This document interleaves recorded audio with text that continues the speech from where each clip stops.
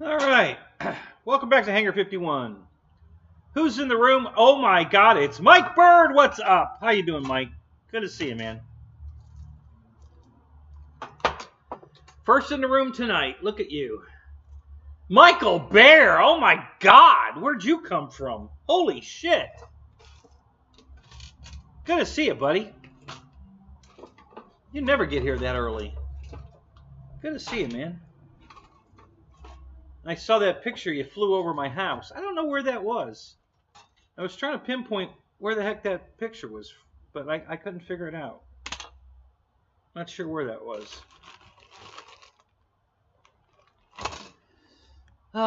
Chapter Lower Alabama, what's up? And you'll notice it's and Jeff, thank you. I thank you for that. It's no longer Coat Hanger 51. Randy, what's up? How you doing, man? Randavision in the house. What's up? Mike SSI, what's up? So while we're all getting in the room, I got a really cool thing I want to show you guys. I gotta go find it though, so hang on a minute. It's pretty cool. I think you guys like this. I'm gonna have to do it this way though.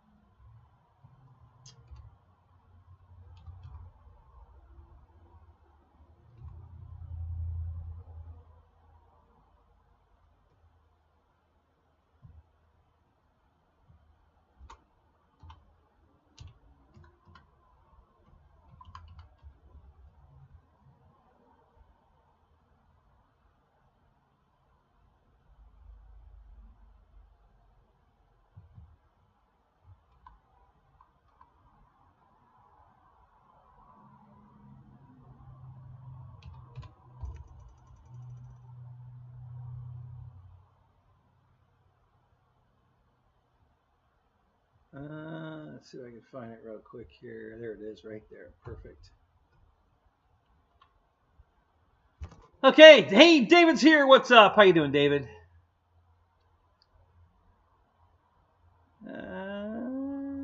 Okay. We got 10 in the room. 4 likes. So I've got a little windmill here.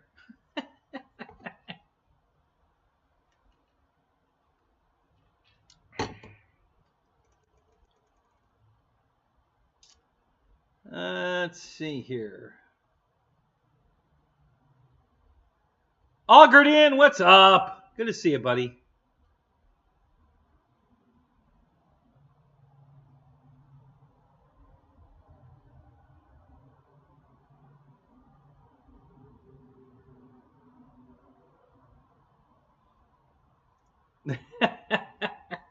F you, Jeff. F you, Jeff. F you, hey, where's Wayne? F you, Wayne. Dylan, what's up? How you doing, man?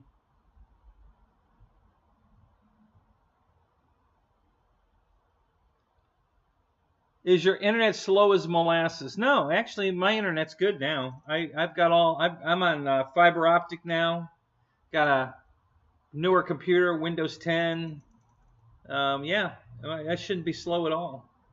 Now, I don't know how yours, but if you go to the show itself and click on the settings, like right now, mine automatically defaulted to 360, which is, I think it's going all the way up to 1080 if I remember right. You know, because YouTube now, but it can go to 720 at least. So if the picture looks fuzzy or whatever, check your setting. Go, you know, move your mouse onto the picture and then hit the little flower and go to settings and change the. If it's not at 720, set it to 720. Mine always defaults to something smaller, either 360 or 480. I don't know why. It just does. Yeah, I max out at 720. Yeah, my live stream does. My videos now are going up at 1080. So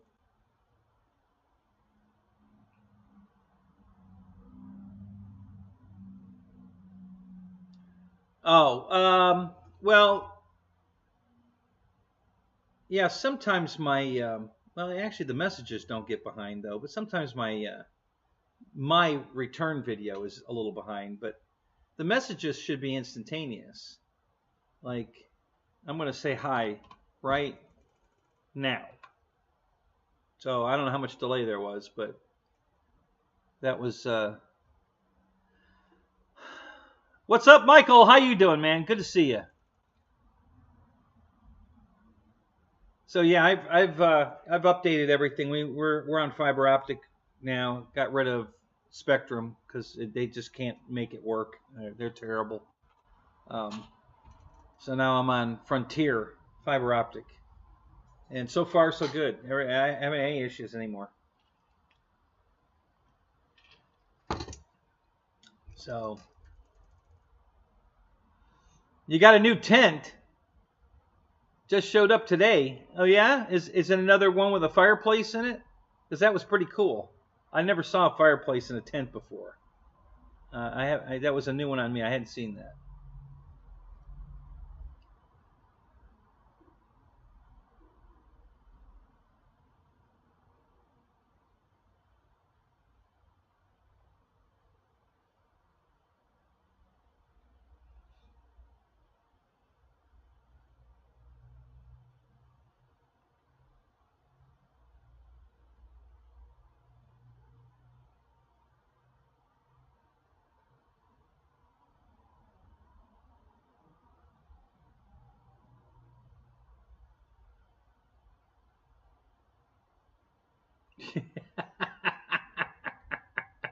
Michael, you think he's pitching it right now? Yeah, you think? Has a place for a much larger wood stove. Wow, I would have never thought to put a frickin' wood stove in a tent. It's just like, you know, I don't know. That just doesn't. I don't know. It doesn't make sense to me. But you know, I've got a little space heater I put in my tent, not a frickin' stove. I just have this phobia about the tent material and fire. So I don't know. That's different.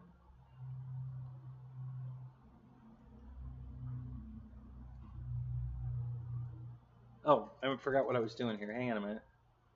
Let me.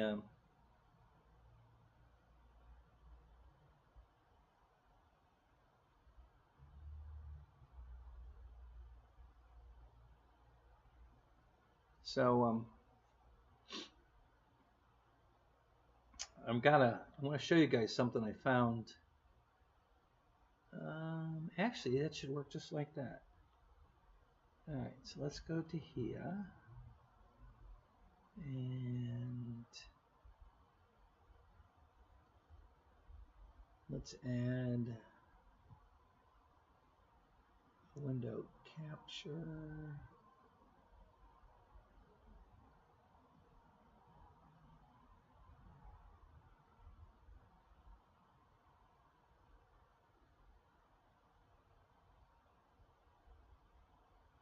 Oh, let's cancel that. Let's just go to this window capture and change it to here. Okay, and then let me scroll it a little bit.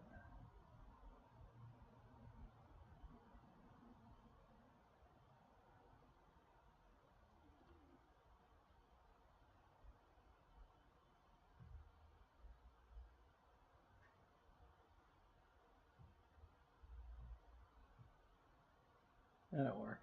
All right. I'll probably show this a couple times tonight, but so I found these on eBay.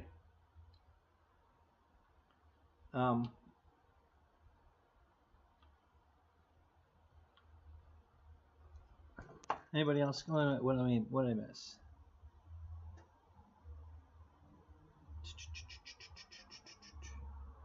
Yeah, winter camping, I get that, but I have a generator and a heater. I don't want to put an open fire in my tent. Never seen that done. You know, first I heard of it was when Michael said he's got one in his tent, and I'm like, really? So, yeah.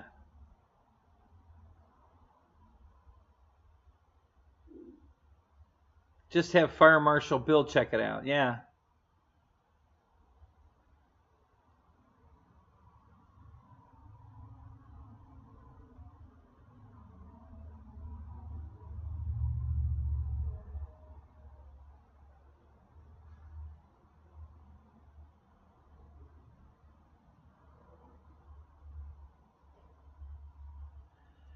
Yeah, Randy, the FRIAs are kind of a lot of paperwork going through that, and I guess the biggest problem is you have to draw them a map showing exactly where you got to put GPS points, you know, at all the positions where airplanes could be flying, so that they can approve that you're not flying over people or houses, or you know that you're only flying over woods or you know empty fields.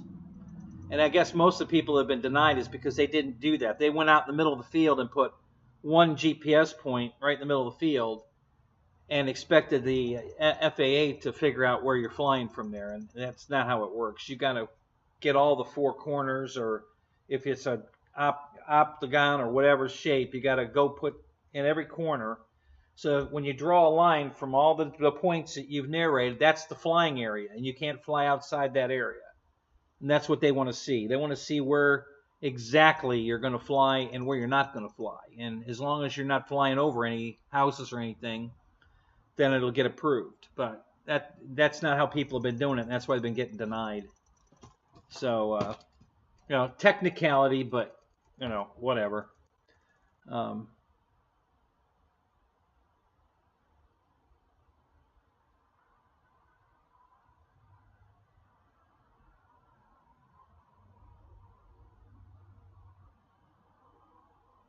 Yeah. Ken, you know, after Mike told me he had a fire in his tent, he actually showed us because he had the camera in there.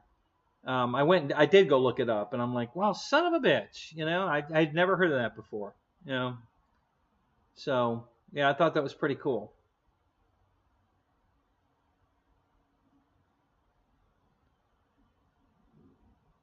Yeah, I know, Michael. It's cool. I just, you know, I'm going to stick with my electric heater. I don't want to put fire in my tent. It's just I got a bad. I have a bad feeling about that. Alberto, what's up? How you doing tonight? Welcome to the show.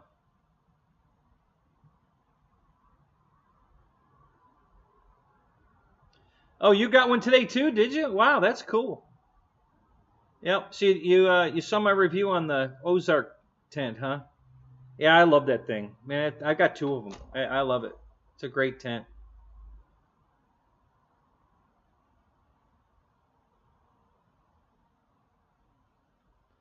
Yeah, yeah. Well, I got a generator that sips gasoline. It'll run 12 hours on less than a gallon of gas, and I have a 2-gallon gas can with me, so that's a day and a half of running.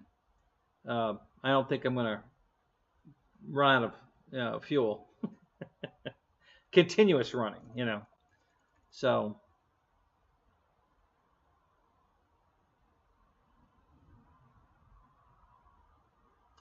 well, I appreciate that, Alberto. Thank you very much. I appreciate that. Yeah, I hope people enjoyed that. Yeah, I really like my tent. It took me a long time to pick that one out, and I'm really happy I found that one, because after I got it and put it up, um, I was pretty impressed, and then when it got hit by the microburst, it damaged it. It's still usable, but it's kind of I have some more repair work to do on it, but I went out and found another one just to get another one just like it, and it was tough finding another one, but I found it.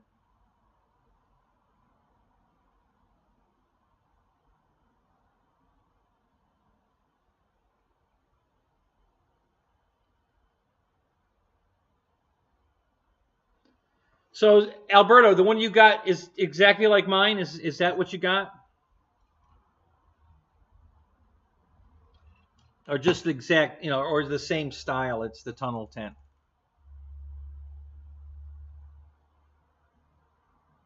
Yeah, mine's fire resistant too, but somebody dropped a cigarette ash on it and burned a hole right through it. And, it didn't catch on fire, but the ash burned a hole right through the pen. So I wasn't very happy about that.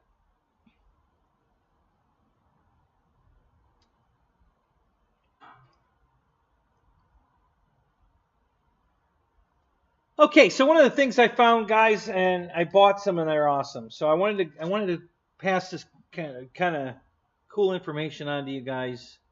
For those of you that fly the EC5 connector or the XT90 connector, where they're compatible one way, not the other, but they make adapters, and it's usually a soldered together adapter, and then they put a piece of shrink wrap around it. It's yellow on one end, blue on the other. I wish I had one here to show you what I'm talking about, but I don't think there's one in here. So I found these on eBay, and I'm going to put it up right now. This is a one-piece design, and the brass or copper metal pieces that go through it are one piece of steel. They're not soldered together or brass or whatever it's made out of. They're machined straight through, and so there's no solder joint inside it. The plastic part is a hard molded plastic, and the metal pieces go straight through. So no soldering involved. They work fantastic. I bought 3 of these, and I tested the shit out of them this weekend out at the field, or I should say last weekend. And they work fantastic. So just go on eBay and look those up. They might be on Amazon too. I don't know. It's from Go Nitro Plane. Go Nitro. Hang on a minute. Let me look.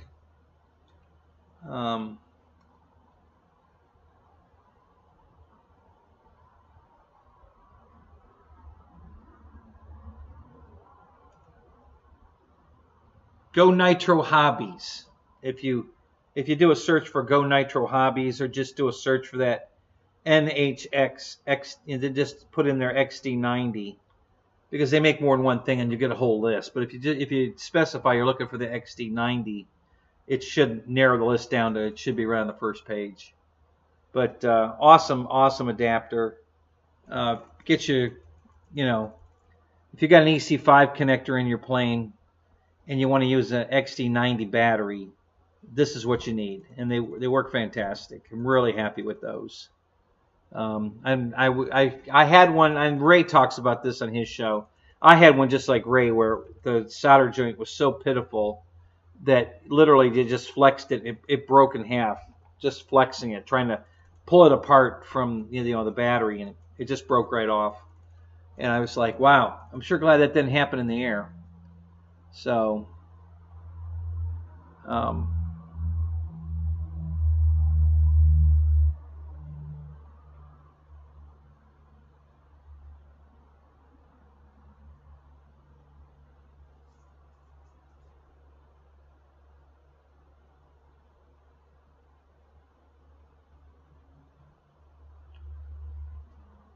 Alberto, that's fantastic. I fly down there too. That's where the microburst hit my tent and tore it down. And so I bought a second one. But yeah, when I go down there, I usually put my tent up. Yeah, I fly there. I was just talking to Jerry night before last too. So me and Air Marshal are going to go down there and join the club again. I was a member. I let it lapse, but because I was going to be. I knew I was going to be out of commission for a while, so I let my membership lapse, but I'm ready to get it back again. And I guess Air Marshal, he told Jerry he was going to do it too, so we're going to go down there 1st of October and sign back up, go flying there. JCB, what's up? Hey, look who's in the house, snitches. It's Lewis I Can't Fly. No, they're not soldered together. It's one piece, Lewis. I should have showed them to you at the field. They're fantastic. Sunday, I had those in all my planes Sunday. Everything I was flying, well, I shouldn't say everything, but the RV8 has EC5, so I use that in that, and I flew the T-28, the big yellow bird, that had an EC5 in it, so I used one of those in that too.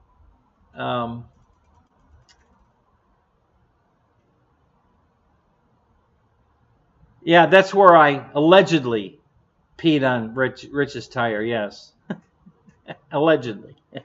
I really didn't pee on his tire. So.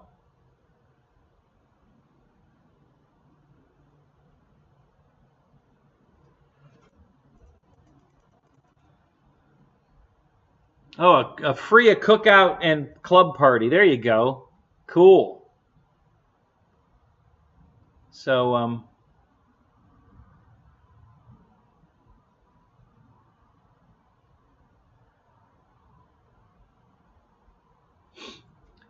anyway, yeah, if you're looking for adapters, guys, these are the ones to buy. You know, they're really nice. Super, super happy with those. God, the quality is right on there. They're super nice. No soldering. It's a solid piece. You know, they're really well made. It's really nice. So, you know, jot that information down, and you know, get those adapters. If you need an EC5 to an XT90, that's the one to get right there. It's an awesome adapter. I'm really happy with those. I bought 3. I think I had 3 or 4 of the crappy ones with the soldered together. So I put those on my charger, and I charge batteries using that adapter if I need it. But I won't put them in the plane anymore. If I'm going to fly, I'm going to use this adapter for flying. I only use those adapters for charging, which is kind of handy too, because I don't have to keep taking it off the charger to put it in the plane, or vice versa. You know, I can leave the crappy ones on the charger and put the good one in the plane, and it works out really well. Yes, they do have an EC3 to XT60. It looks like this one. I have that one here. I'll show you that one. Hang on a minute. I got to switch cameras, and then I have to switch back because I have to take that window capture and move it down. Yeah, we'll just put it behind me, and I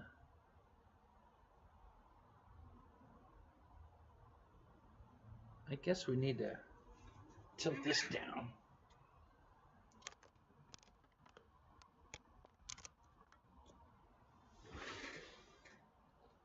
Yeah. Okay. Let me switch this back. So this is what it looks like. Again, in one piece. That's your EC5. I'm sorry, EC3 to XT60. So now when you put that on, you know, obviously an EC5 will plug into that. An EC3. I'm sorry, EC3 will plug in there. Or an XT60. But when you have this end, you can only plug a EC3 into an EC3. So, but this is what it looks like. It's not black, it's this yellow. And I've had these for years. I don't know if it has that name on it or not. Hang on a second. Let me look here and see if it says something on it. I don't know if it says that NH or whatever that said.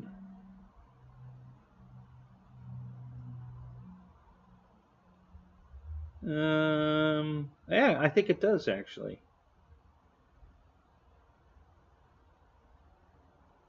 Or something similar to it. Yeah, it's hard to read it. They've got lines going through it. It's kind of hard to read it. But yeah. So yeah, so the black ones that behind me there, right here, those are the 90s, and this is what the 60 looks like. This little guy here. It's got the, you know, female EC3, and then the male XT60. And if you'll find them when you do the search, you'll find that they'll be in the same search you find the black ones in. So eBay, either eBay or Amazon, wherever you shop. But yeah, pick those up. They're really nice.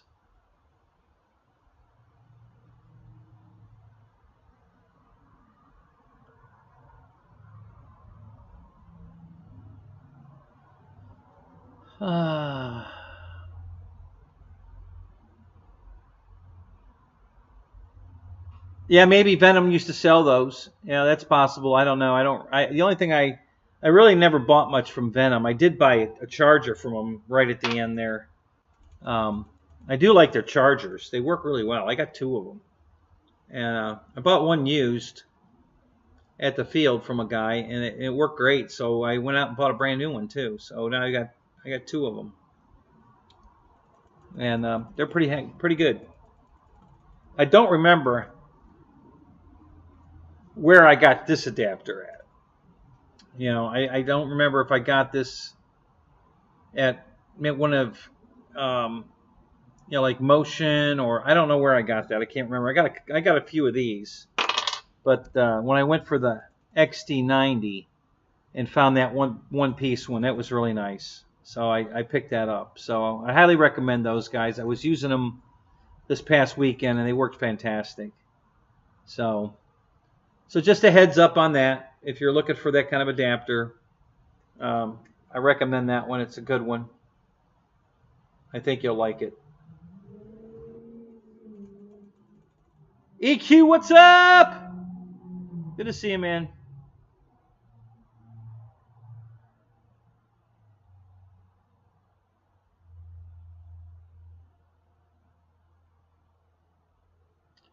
Yeah, I didn't get any adapters with my HRB batteries, Michael. I don't know where you got yours, but mine didn't come with an adapter. Either way, I bought 4 new 4000 100C red packs and with the EC5 connector, and then I bought 4 5200 100C packs with the XT90 adapter, and neither one of them came with the adapter to switch it to the other. So I don't know where I went wrong there, but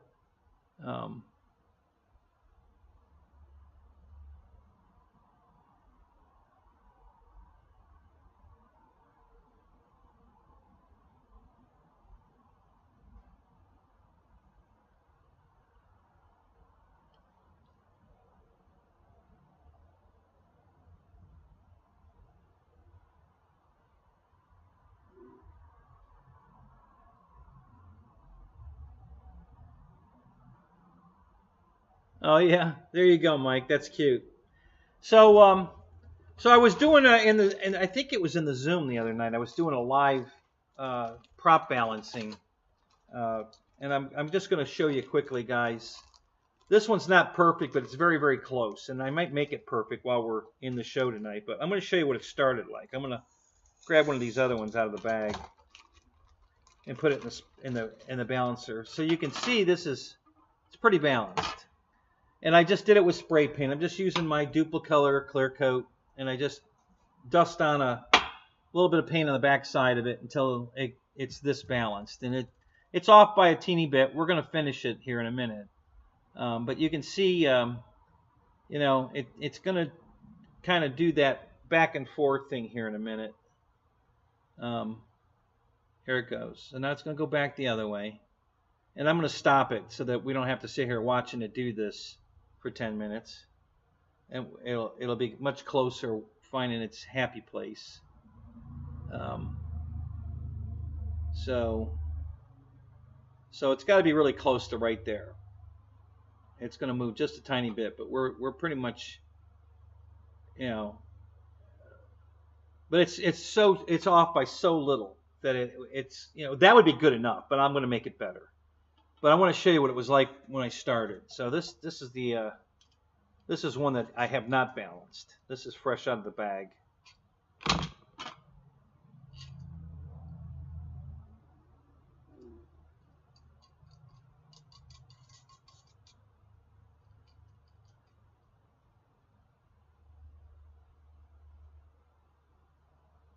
Okay, so here we go.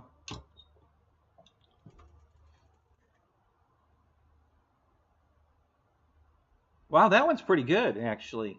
That's not bad. Boy, these other ones were terrible.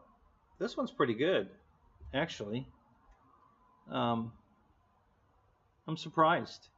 Both the other ones, I had two of them here. This one and where'd the other one go? It was laying right here. Yeah, these are for the King Twin. Actually, these are for the B-17, but they fit the King Twin. Same prop. Oh, here it is. So I was balancing these two, and I got them very close. And but this one's not bad, right out of the bag. We'll try the other one. We'll get the other one out and see how this one does. I have a feeling this one will probably be way off. I mean, it's off. You can see how quickly it's doing the teeter-totter thingy. So let me see how bad. The other one was like it spun around so hard because that one blade was so heavy that it just flipped it around. It didn't waste any time at all. It just went right down to the other one. Both those blades were off that bad. That one's pretty close, actually. That's not bad. Let's see how this one is. Yeah, see there you go. You see how far off that is? I mean, did you see how fast it's? Okay, so that's a very out of balance prop. And we'll see where it looks like this blade's super heavy. Yeah, this blade's heavy. This one is semi-heavy, and that one's light. So we got super heavy, semi-heavy here, semi-heavy. Oh, wait a minute. Let me switch cameras. So super heavy down here. This one down here.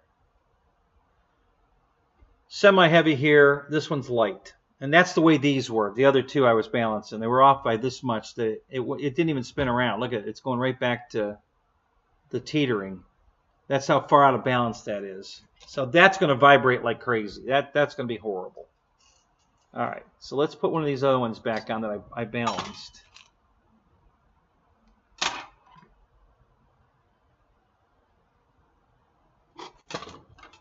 All right. And then we're going to do a final balance right here.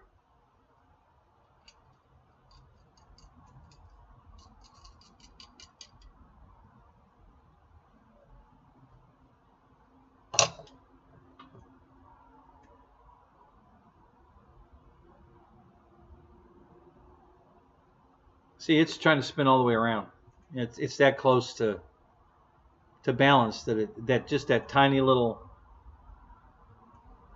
push and it's spinning, right? So we're going to find out where it's heavy. Now I've already balanced these. I had to paint two blades on each one of these to get it this close, and we're going to do just a dust on one more time, I think. Let me stop it here and see.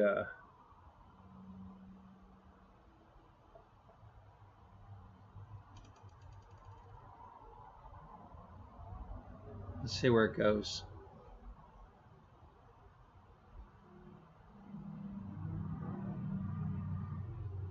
Usually it takes you a couple of days to balance a prop. Wow, really? Okay. All right, so this is our light one here. We got a heavy one down here, and this one's probably close enough because how close we are. So I'm just going to dust a tiny bit of paint right here. Just a quick right on the tip. And that's going to make it heavy until it gasses out and all the solvents evaporate. So we're going to just give this one a quick little dust here.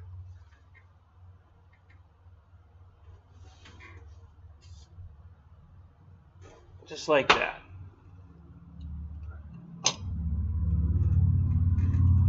This is the one I just painted. So it's probably going to be heavy at first. But, well, maybe not.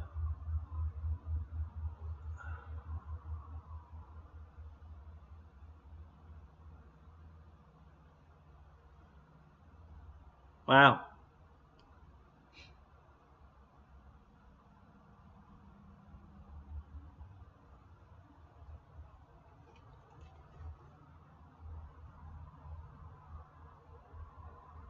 So we got to wait for it to completely dry. It's got all these solvents have to evaporate because while they're still wet on the prop, it's going to be heavy on the blade that they're wet. So we got to wait for them to gas out.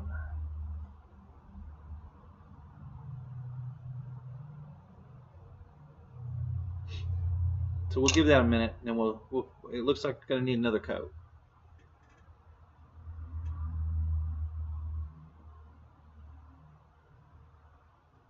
Yeah, you're right, Michael Bird. It's good enough. You're absolutely right. But I'm that anal that I'm going to make it perfect. But yeah, we are so close that this is absolutely good enough. That one I just had on there that went, back and that's not even close. You definitely don't want to fly playing with the prop out that far out of balance. It's definitely going to vibrate. So you don't want to shake your airplane apart, have the firewall come out of it, or have the screws come out of it and the engine falls off the firewall or any of that. So that's why it's so important to balance props. And it's so, especially if you're doing it like I do with paint, it's so easy to do. Okay, so it looks like we just need a touch more on that blade right there. We're going to give it one more shot here.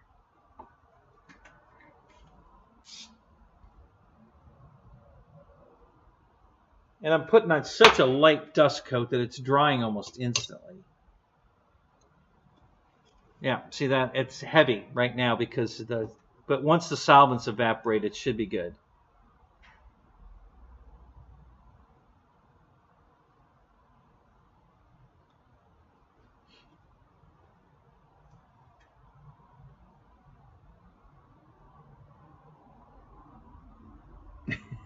What is? Are you trying to hypnotize me, Michael? Is that what you're going? Yeah. All right, everybody, just keep your eye on the propeller. You're feeling very sleepy.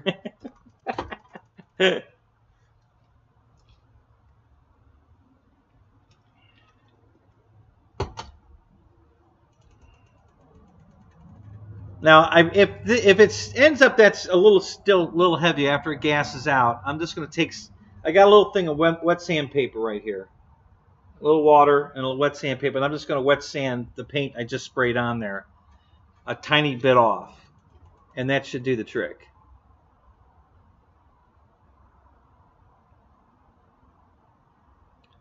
So,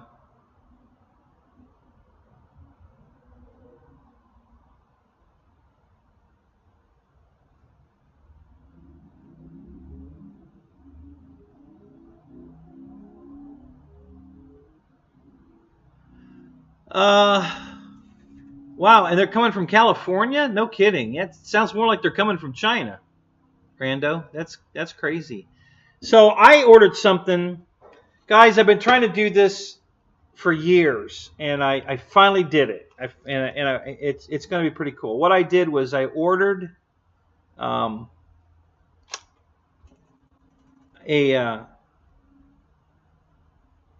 30 millimeter Warthog bullet.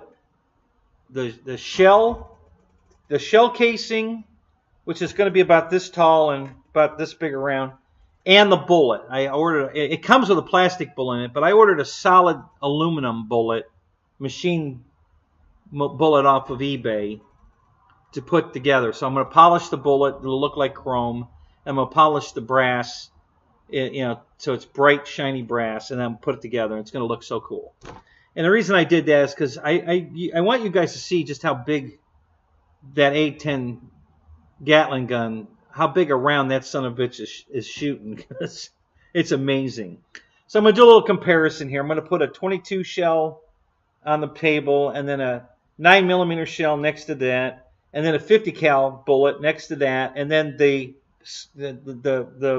gigantic bomb 30 millimeter. And you see, you get a size comparison about just how big that son of a bitch is, because it's fucking huge. So I've been wanting to get it for years. I did a little shopping around. I finally found what I was looking for. The bullet that comes, the shell that comes with the plastic bullet in it was only $9.99. They were out of stock of just the brass. They want $6.99 for just the brass. but they had the brass with the plastic bullet for $9.99. So I pulled the trigger for the plastic bullet. They only want, I think, $3.99 for the plastic bullet separately. But when you buy the two together, you get a $1 discount. So that's cool. So I bought it because I wanted it. And then I found this beautiful aluminum round on eBay. Solid aluminum. And it's machined with a O-ring on it, so that you can put it in the brass, and it'll snug in there because of the O-ring on it. You know, it'll be a nice snug fit and stay put. And so I'm really excited about it. I've been wanting to do this for years, guys. I finally did it. It's on the way. The aluminum projectile is supposed to be here tomorrow. I don't know yet about the brass because I haven't got even a shipping confirmation yet, but maybe I missed it. I don't know. I'll look again.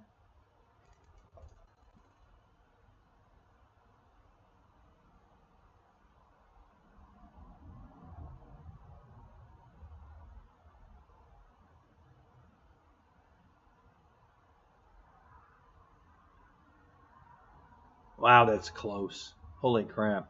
Yeah, it stopped. Look at. Yep. So it's balanced. It stopped. So now I can just breathe on it, and you guys won't even realize that I'm breathing on it. And it'll keep spinning all night.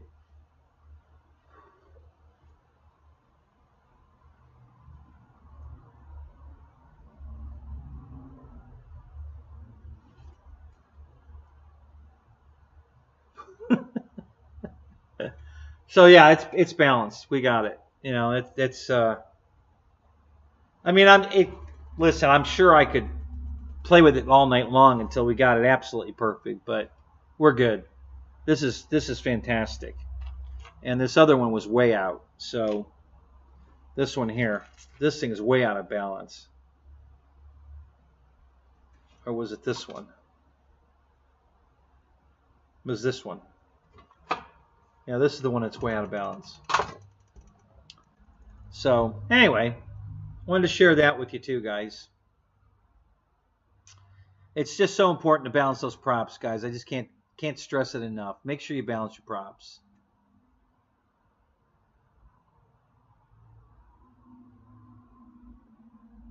Yeah. I sand them too. I don't rely on total paint. If I'm putting too much paint on, then I start sanding the back side of the heavy blade. So I do a combination. But if they're out just a little bit where it only takes a couple coats of clear paint, or even I've even done colors. I couldn't find my clear the other day. I wanted to balance a prop on my T28, the big one. And I said screw it. So I got a can of silver paint that was handy, and I painted it silver. And it doesn't even look that bad. You know, and nobody's noticed it. You know, it's sitting out at the field, sitting there, and nobody has said one word about that one blade being 3/4 silver and then black at the hub. Nobody said anything, so nobody's even noticed it. And I didn't care. I mean, I can always paint it again or whatever, but I just wanted it balanced so I could fly the plane, and so that's what I did. You know, you can always, when you're done, take a can of black paint or whatever color you want the prop to be, and just put one even coat on each blade, and you're going to come out real close. You might have to do one little, you know, extra squirt to touch it up, you know, to get it perfectly balanced again. But yeah, it's so I've been flying the T28 with a half silver prop, and nobody's even noticed it. So, and I'm okay with that. But usually I only do the back side. But again, if it's out of balance bad enough, I'll do both sides.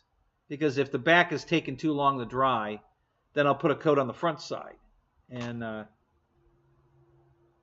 then by the time both of them dry, we should be pretty close.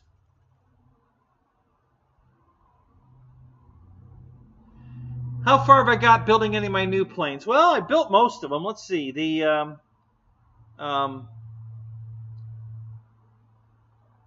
Spitfire that I changed to green's done.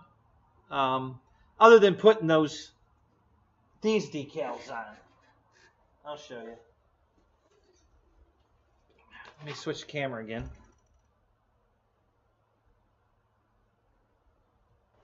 Okay, so this sheet here.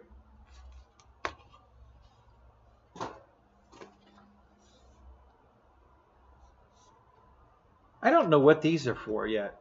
There's black strips here, and I don't know what I'm supposed to do with those. I guess I need to look. Oh, there were the red. I painted mine. There are the red stickers for the leading edge of the wing, and I painted mine. Oh well.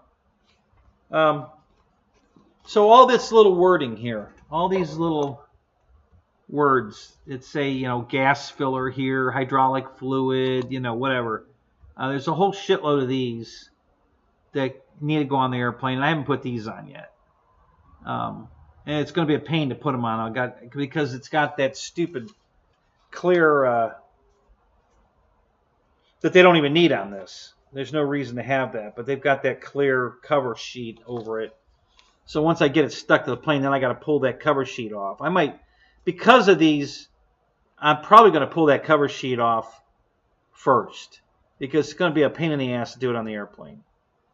So I'll probably just leave them on the card, you know, on the backing, and pull the cover sheet off first, and then I'll cut them out individually, and then put them in where they go. But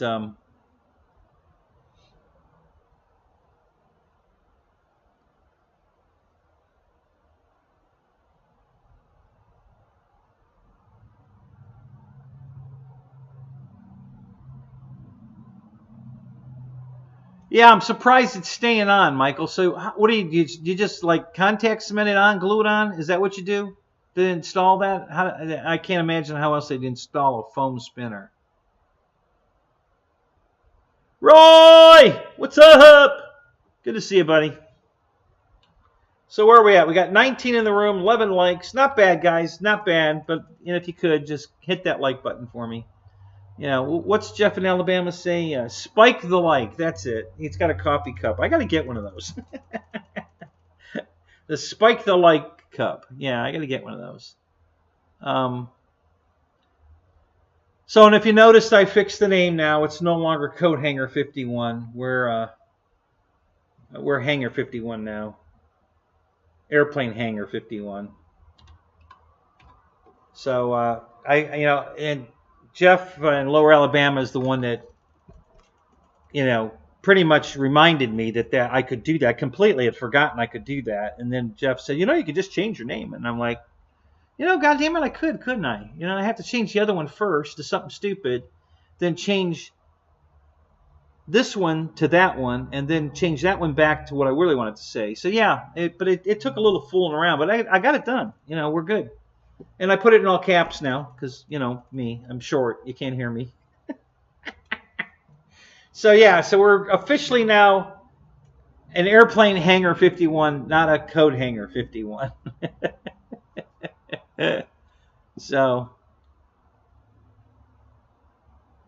you just used hot glue? Okay, well, that's what they use, so that'll work, yeah.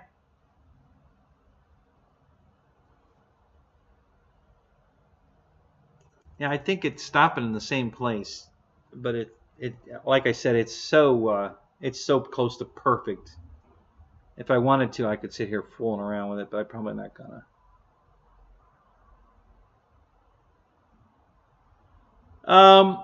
It's just a play on words for Area 51. You know, everybody's heard of Area 51. It just kind of rolls off the tongue, so I figured I'd make it Hanger 51 to you know, just there were a lot of other ones were taken. I had a couple other ones in mind first. I think I was doing Hanger 7 or something, and they were all taken. Even this one was taken. That's why I had to spell it with E instead of an A. But they have since changed their name to something else, and it was real airplane stuff they were doing, not models. But they changed their name, so that freed up the AR Hanger 51, so I grabbed it. So now I have both. I have AR and ER. So in case somebody gets cute and wants to copy my show.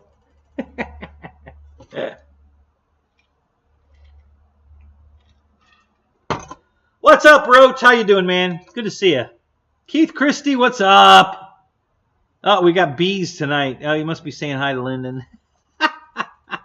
Lyndon Stewart, what's up, sir? How you doing tonight? Yep, and if you noticed, I've corrected my spelling now. It's no longer coat hanger with an E51. It's airplane hanger with an A51. So,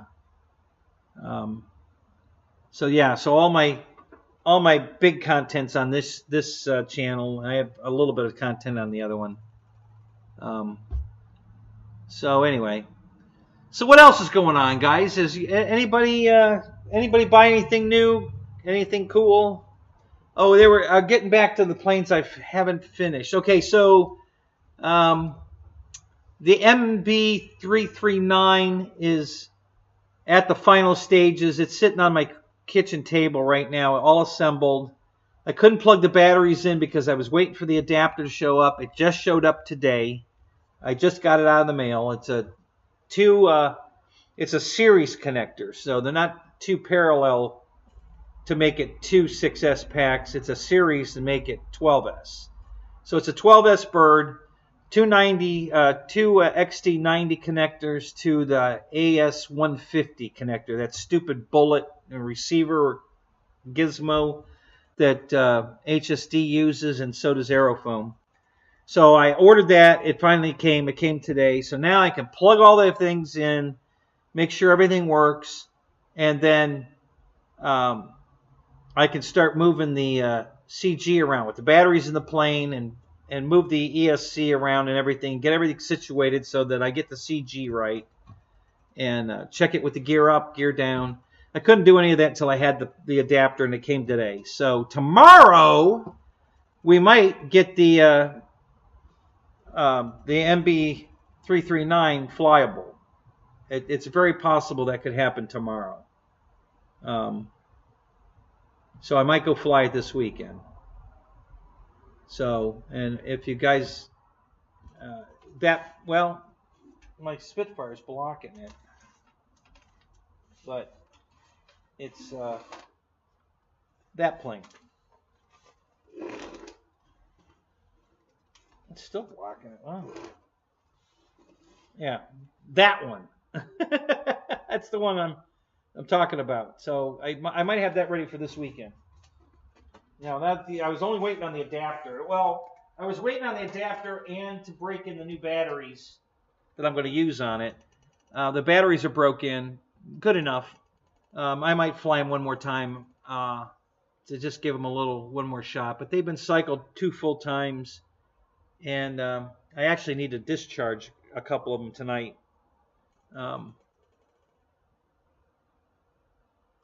Yes, Lyndon, I will try to remember. I'll tell you what the problem is. It's laying here somewhere. I keep forgetting my hat. And now I don't even know where the hat is. So that's, oh, here it is. It's on the floor under the Spitfire.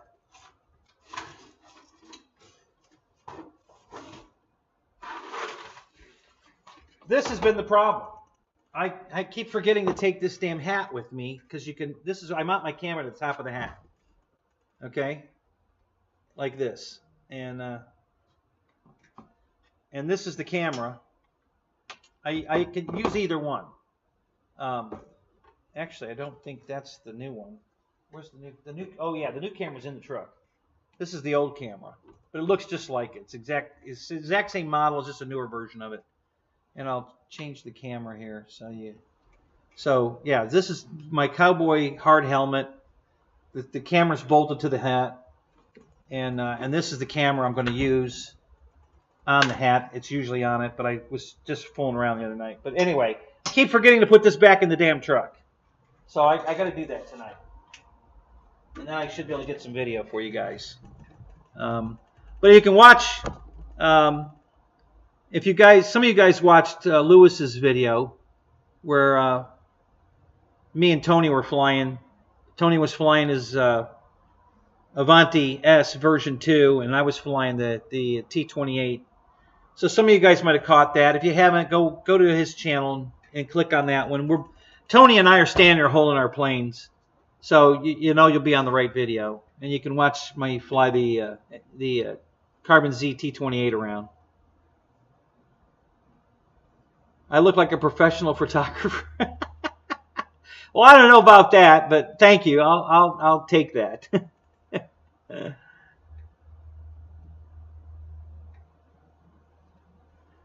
Yeah. Most of the time, Lewis isn't there when I'm there filming. He was this past weekend, but they've got another field they like to go fly at, so they're not coming out to my field as often as they used to. Um, they still do come, but they haven't been notifying me when they're coming. Usually, we have our own little group on Messenger, and we click on that, and it notifies the six. I think there's 6 of us in the group. You know, hey, I'm going flying here today at this time or whatever, and I'm not getting any messages. So they're not letting me know they're going to the field. So I never know if they're showing up or not.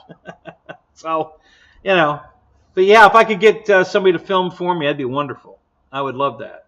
You know, I really, doing it myself works, but if I had a film, somebody filming, they could zoom in and out, and that would be really cool. Check 6, what's up? Good to see you, man. So the only way I can get it done is to do it myself, and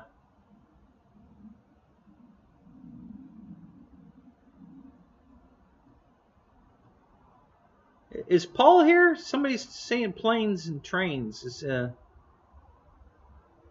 If Paul's here, I missed it. Where is he? I'm a looking.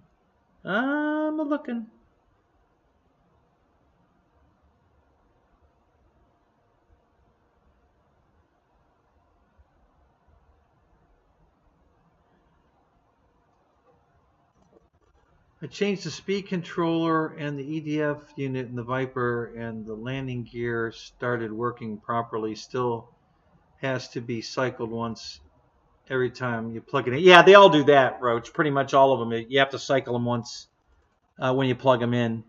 But yeah, I'm sure that's what's wrong with my Viper, and I'm going to do the same thing. I don't know if I'm going to change the EDF or not, but I'm definitely going to change the ESC. I've got a couple of Hobby Wing ESCs here I can use. So I'm going to pull that out. I mean, I pulled it down out of the rack and brought it over here, so it's right here in my, I just had other planes I wanted to get ready, the MB339, and I fixed the landing gear on the new FMS Avanti. I flew that Sunday. What else? Of course, the F4F Wildcat, I had to finish that one up. The Spitfire, my little micro Tundra, I flew that. It flew great. On landing, though, one of the crappy glue jobs, the wheel popped apart because they had just a little bit of glue on it, not enough. No big deal. I just took the gear off and it flew around like it has retracts. So, but that flies great. That's a nice little airplane. Yeah, so I had all these other projects I've been getting done. The paint on the Spitfire was the big holdup. That I've been really working hard on that. And there's a tiny bit of touch-up I need to do, but I'll do that whenever I get around to it. I'm not going to worry about it.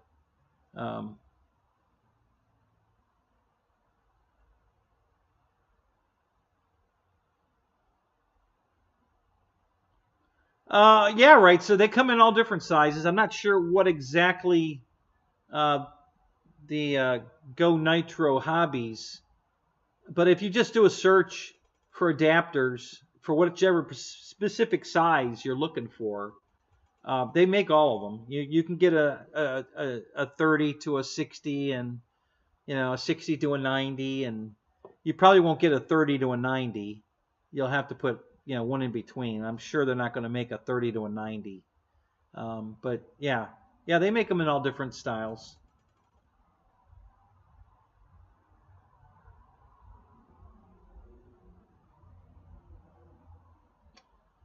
Your stock ESC has a 7.4 volt coming out of it in a separate wire. Did you? No, I don't. I know what you're talking about. Mine does not have that separate wire. I do have it. You know which plane came with that? I think the Spitfire came with that extra wire. It's got a JST connector on it, and that's separate wire if you want to plug in for that. An XT90 to a JST. Sure you did, Michael. Where'd you order? Give me a link to that order. I want to see where you got a JST to XT90.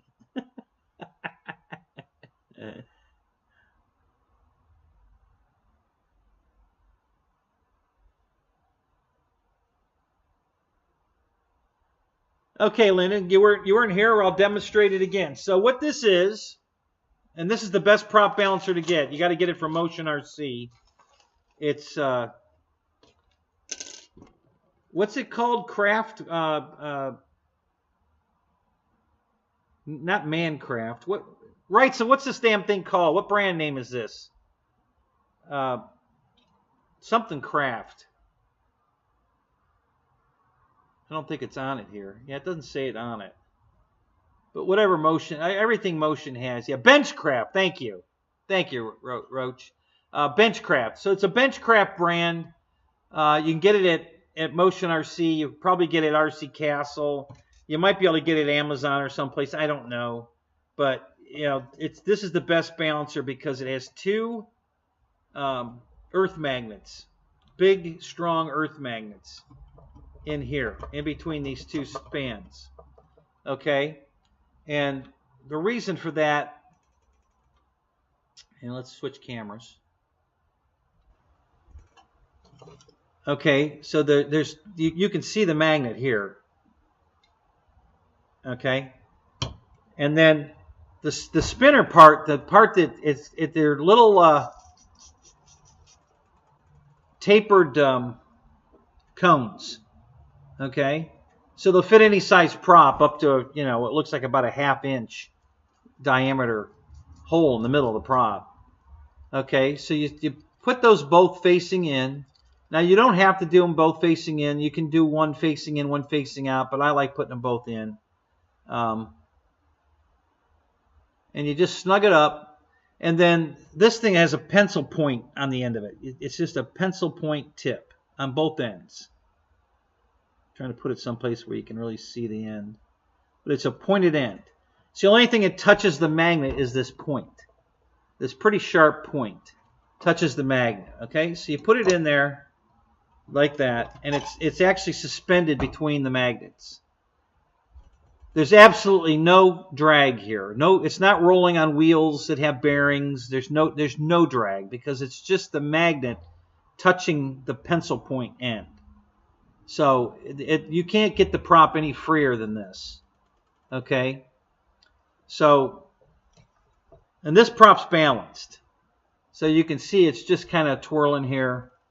I'll show you what it looked. I'm going to put the bad one on and I'll show you what it looked like. Because, Lennon, you want to know how you know your prop needs balancing? Well, you put it in the balancer like this and it'll do this. Let me show you what it's going to do.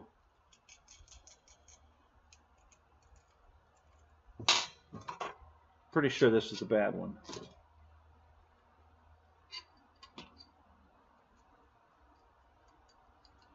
One of them wasn't too bad, but one of them was terrible.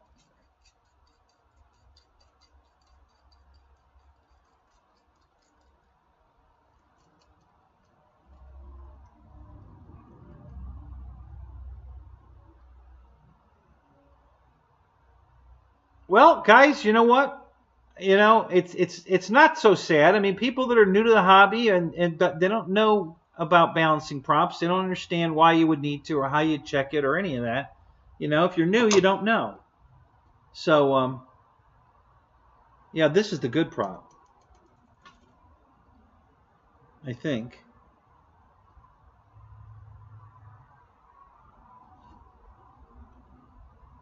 Yeah, that's the good one. Let me find the bad one.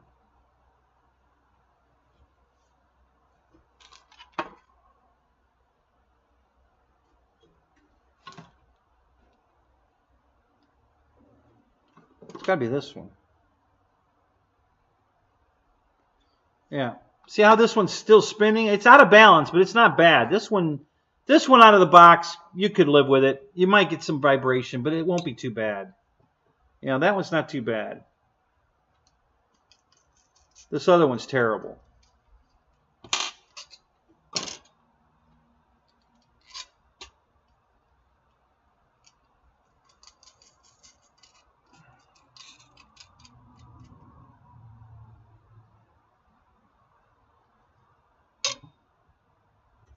Yeah.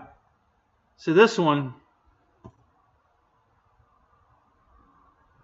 it's going to stop here in about, and then one more round, it's going to stop and go back the other way.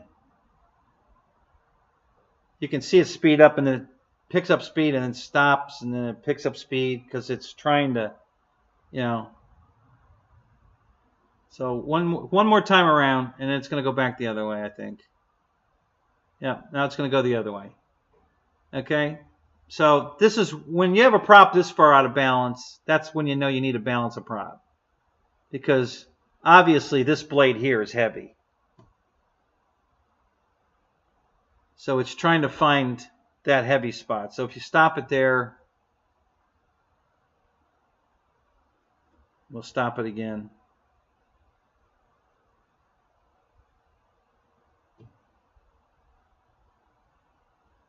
So this one's very, very heavy. This is very light. All right, compared to the out of the three, this one's very light. This one's very heavy. So you can either sand prop off of this one or add paint to this one. And I added paint to mine. But yeah, this is exactly what you don't want. This would vibrate pretty bad. If you put this prop on the airplane, that particular prop engine is going to vibrate, probably violent enough to vibrate the screws loose from the firewall, and then the motor comes out of the airplane. So yeah, this is definitely why you want to balance. You check all your props and make sure you balance all your props. This is crucial because you do not want to put this prop on an airplane. This is pretty bad. And I've had worse. You know, the one I got from FMS was, I mean, horrible. And the worst ones is a two-bladed prop where the hub is out of balance, not the blades. The hub's out of balance. And how you know that? You put it on a damn balancer like this, and it sits perfectly straight across, and you think, wow, it's balanced. Perfect, right? You turn it upside down, you know, just spin it 180 degrees so it's upside down, and you let go of it, and it spins back around the other way. It won't stay this way because the hub is heavy on the top side, so it needs to be on the bottom. It wants to be on the bottom. So it's just going to flip the prop back over and be on the bottom. So that means you got to start, you know, shaving off part of that hub so that it will stop on either side, right side up, upside down. So, you know, so I had a prop I had to shave the shit out of. I don't remember what airplane that was on. But it was vibrating horrible. And I had to, on the heavy side, I started removing this area here in the hub. You know, right in here, you have to start cutting it. If it's a two-bladed prop, you have to start cutting in here to remove the part of the hub to make it so it'll sit this way or this way.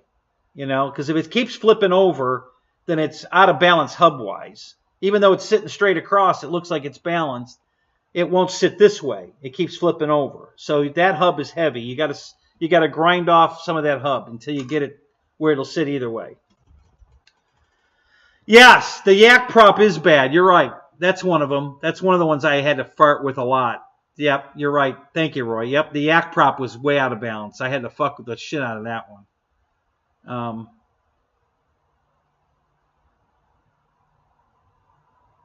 Yeah, you failed to balance the prop on your nut ball and it exploded. Yeah. Yeah. Guy out of our field had a extreme flight, one of those super frail carbon fiber front ends. And, you know, it's strong, but it won't take vibration. He didn't balance the prop. And he took off and he was flying it around at like half throttle, and it did fine. The second flight he put it up, and he went full throttle, and the whole nose of the airplane exploded. It vibrated it to death, and the whole thing went, and the motor went flying over there, and the battery went over there, and there was nothing left of the battery engine box was destroyed, you know, just from prop vibration. So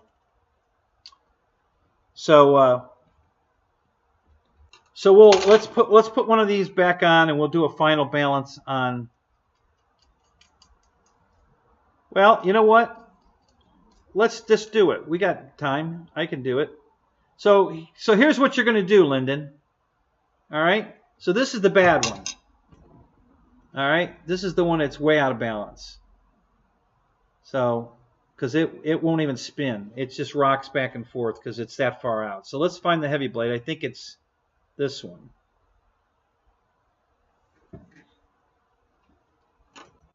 Yeah. Okay, so this is the light blade up here. So I'm going to add a pretty good coat of paint to this blade. We're going to have to put a couple coats on it, but we're going to start off.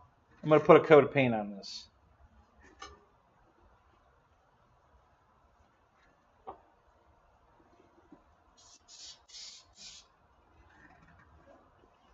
Now, when I put a heavy coat on like this, I usually I hold the prop flat for a minute, let it start to air out and dry a little bit before I put it in there. Otherwise, it might run.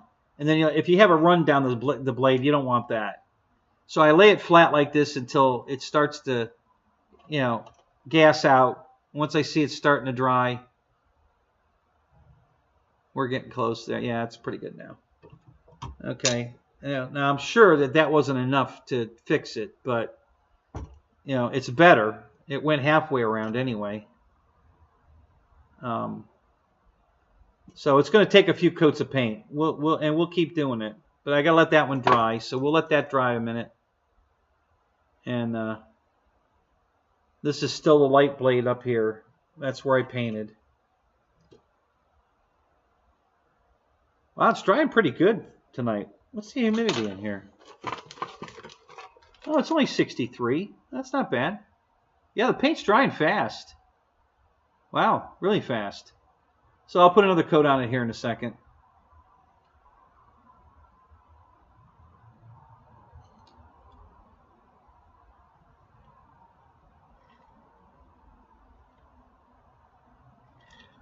Yeah, absolutely. Ken Bird's right. You don't want to shave the bore, the center. You want to shave the outside of the hub, not the inside. Yeah, because then it won't. I had gotten a prop with my critical mass plane from Rock Hobby, which is an FMS plane, and the hole was not in the center. And I'm like, you got to be kidding me. So I had to take a drill and I had to wallow it a little bit until I got it round, until I got it centered. And I'll admit it, I cheated. I put it in my lathe so I could get it exactly. But I was able to fix the prop to be usable. But I had to hollow the hole out till I got it, true, because the hole was out of center. So, all right, so let's put another coat of paint on it. That looks like it dried.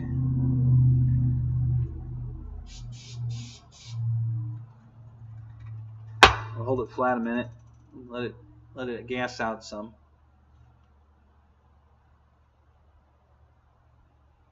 Would I balance a two blade next? Yeah, Michael Bear, I will. You're asking for rights.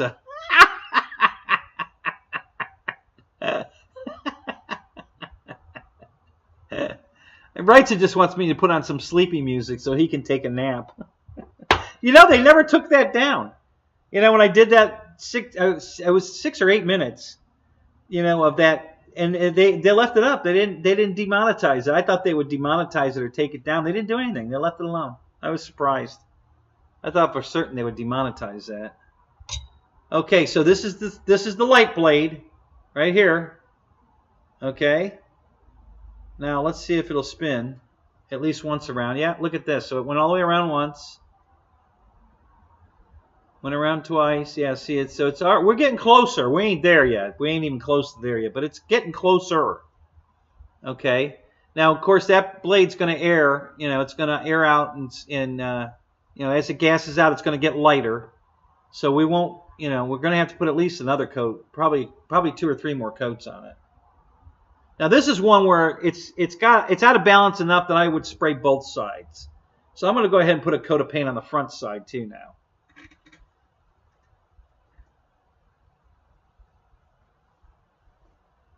Because this one's out of balance bad enough that it could use a coat on the front and the back.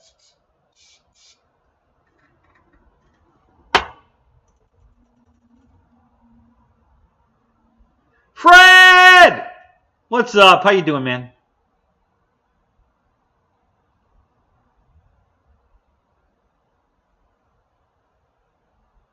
Yep, absolutely.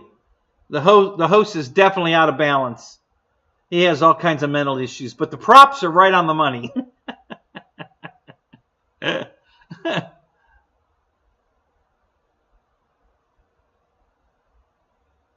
You thought those were Easy Tuck yoga pants? Yeah, Michael Bear bought a set of the Easy Tucks.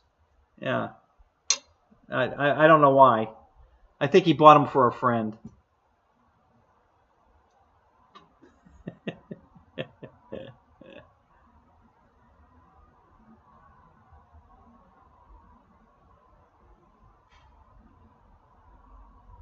So a little closer. It's spinning really slow, but still going around. Let's see if that blade's dry on the backside. Maybe we can paint the backside now.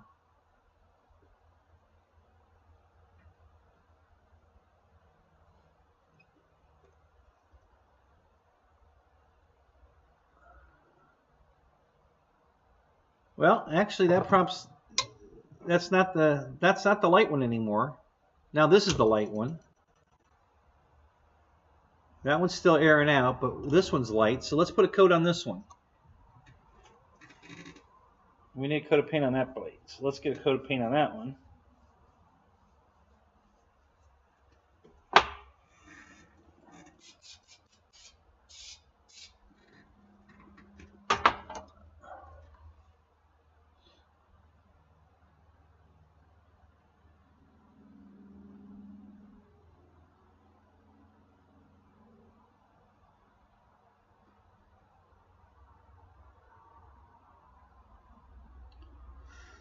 Oh, what did I miss?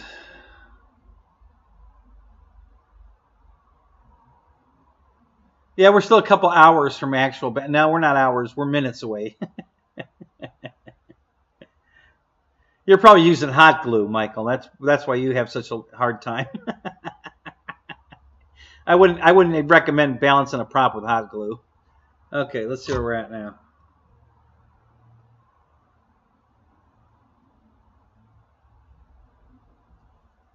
Yeah, we're getting pretty close now. Yeah, the props on the bus go round and round, round. Wow, Bill, what's up? Good to see you, buddy. You still with me, Lyndon? Are you here? Oh, there you are. Yeah, you're here. Okay, so we're getting close. Let's stop this so we'll see where we're at. Otherwise, it's going to sit here and rock for 10 minutes. Anybody else sneak in here? If you just snuck in, raise your hand. If I haven't called your name, raise your hand. All right, so now obviously this is the light prop, the light blade right here. This is the heavy one still. So let's see if... Yeah, this one's still gassing out. So is this one.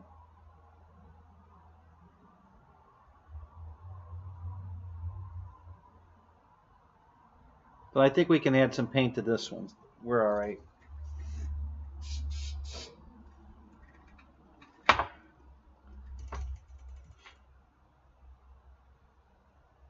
Killer Planes, what's up? How you doing, Steve? Good to see you, man. Hands up. You're supposed to put the hand emoji up. But that's okay, I got it.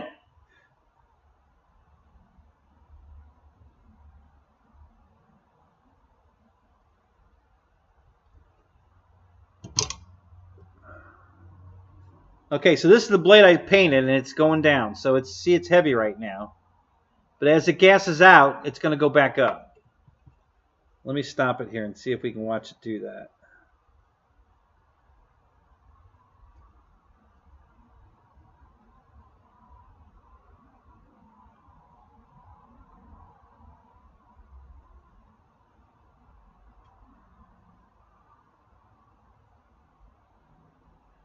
Oh, Wild Bill's working on the work van, changing some inner and outer tie rods. So I don't know if you can see it, but it's very, very slowly creeping back up. Very, very slowly. It was straight across, you know, exactly 90 degrees, but now it's working its way back up. As the solvents are evaporating, the blade's getting lighter, so it's moving its way back up. But I don't think it's going to go up much higher than this, maybe a little bit.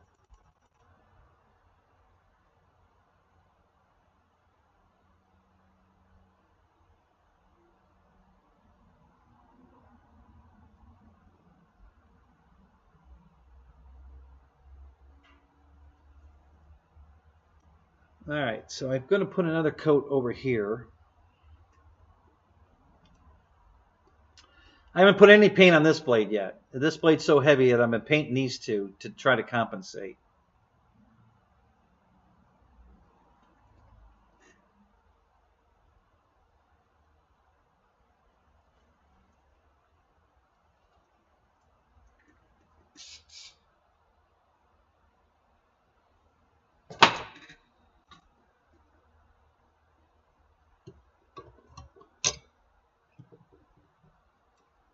Okay, so I just painted this one, so it's headed down because it's heavy.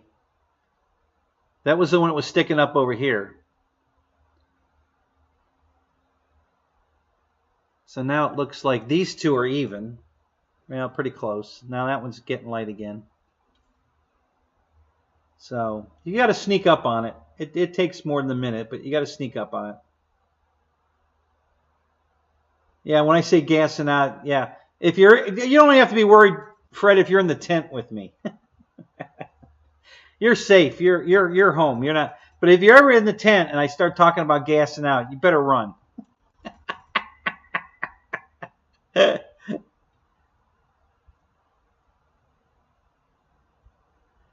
Yes, Lyndon. None of the props. I mean, I think in my entire career of the 150 plus airplanes, I have only gotten one that had a balanced prop out of the box. I don't know if it was by accident or if they actually balanced it, but none of the props come balanced. Pretty much, you can pretty much bet that they're not balanced.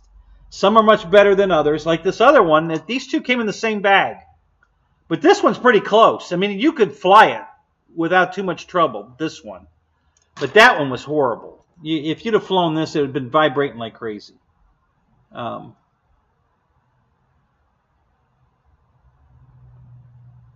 You buy all your props pre-balanced. Well, good. Give us the link to that. Wait, I need that link.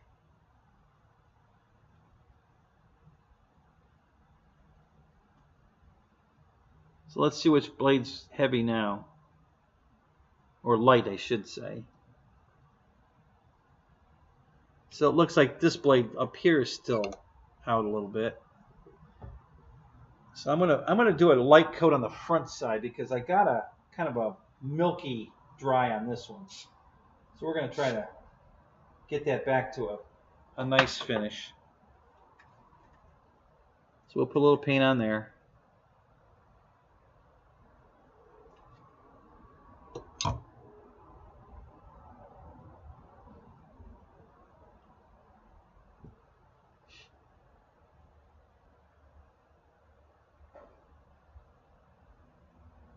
Yeah, so Steve got one once.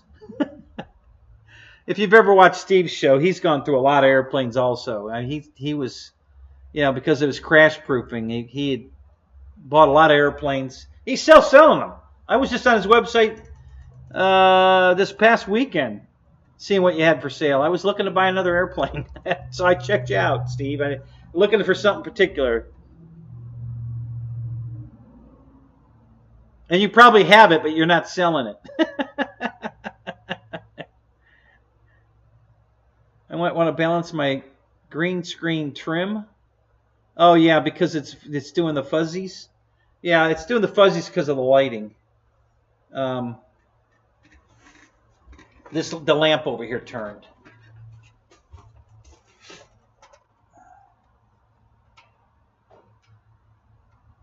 I have trouble with this camera. This camera, if I'm not wearing a white shirt, it does this. It's pretty bad. But it might come back here. If I get up close to the camera, it usually... Yeah, there it goes. It's starting to fix it. Yeah. Yeah, I have a lot of trouble with this this camera. For some reason, I just can't get the lighting right. It's all from the light. The other camera's fine.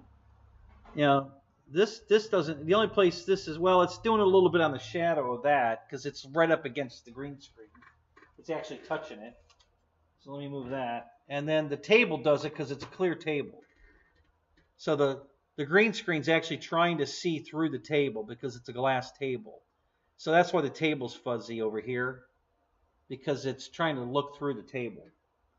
But the rest of it looks good. This is all nice and solid, and you know the edges are good. Of course, Jeff's in the corner. You shouldn't see him. I gotta move him again, or move the camera again. You shouldn't be seeing Jeff. I'm gonna put this right here. All right, back to the prop. All right, so let's see where we're at now. All right, so this one's still a little light.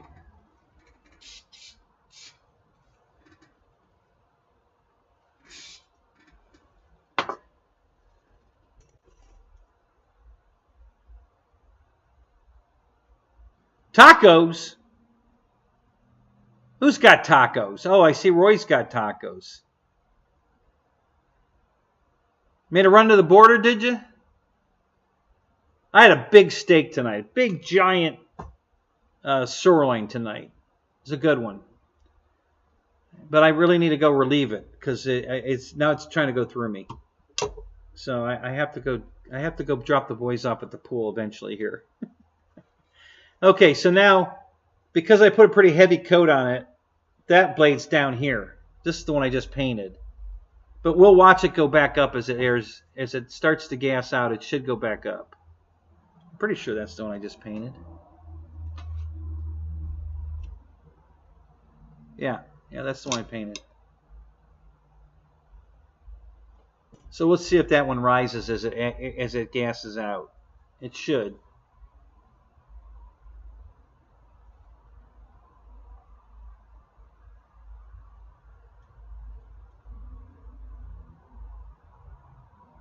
Yeah, a big ribeye, did you? Yeah. Yeah, she bought a sirloin for me and then a T-bone for us for tomorrow night.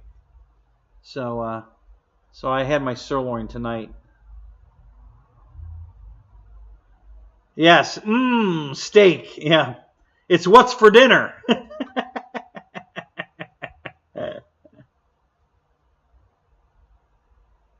All right, well it's still gassing out. It came up a little bit, but now this blade's still light. Let's put another coat on that one.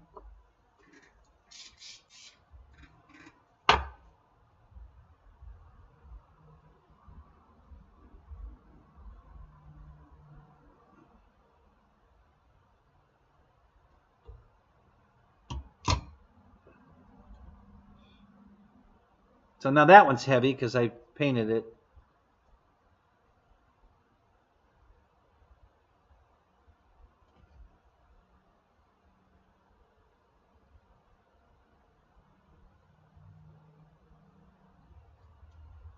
All right, so let's see if we can watch that one go up as it gasses out.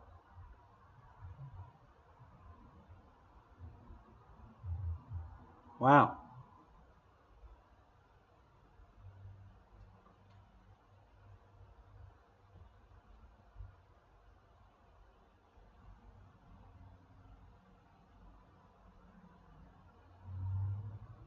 All right, let me see something here.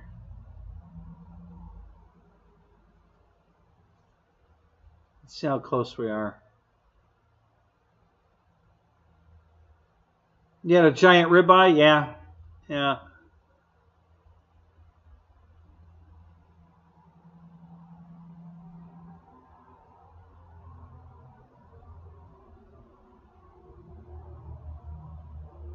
You see how it just keeps rolling? We're really, really close. It's not.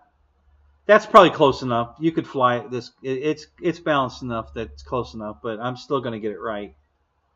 But we're really close because that just kept rolling. It didn't do that back and forth crap. You know, we're really close.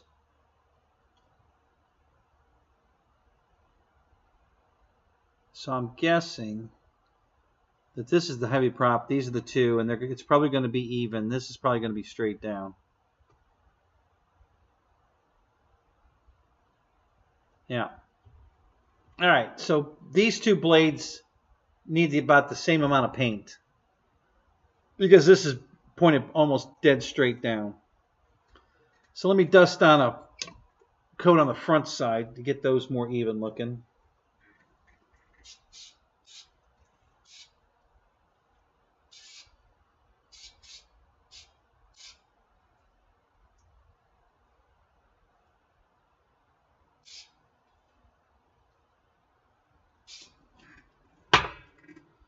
Okay, let's see how we're doing now.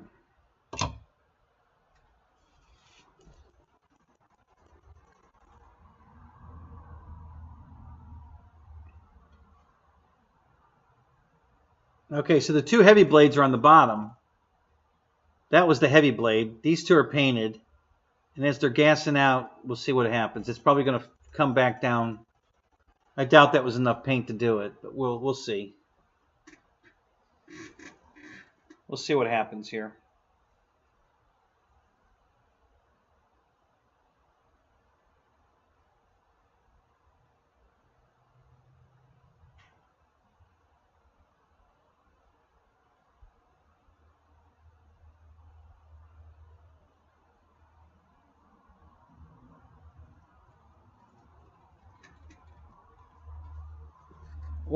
What now? Somebody reversed their diabetes? Is that what it says?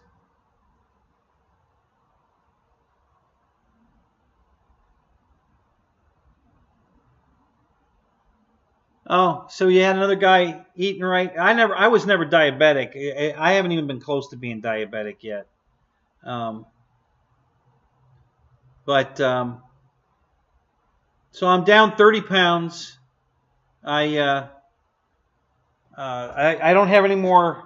My legs aren't swollen anymore. I was retaining water in my legs, mostly my right leg. I'm not having that problem anymore.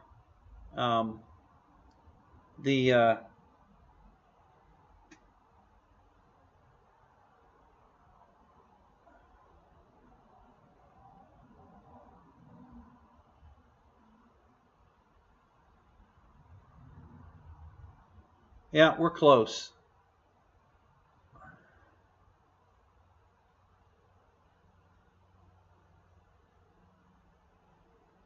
Have the game on in the background.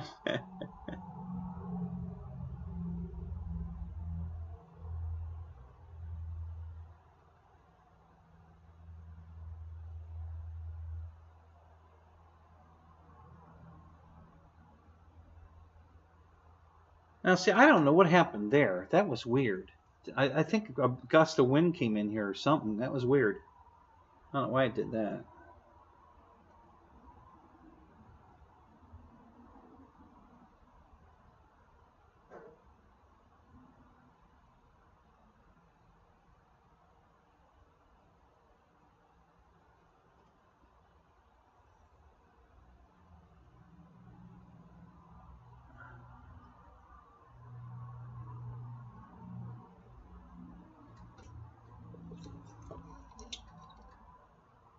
Okay, so this is the blade that has no paint on it right here.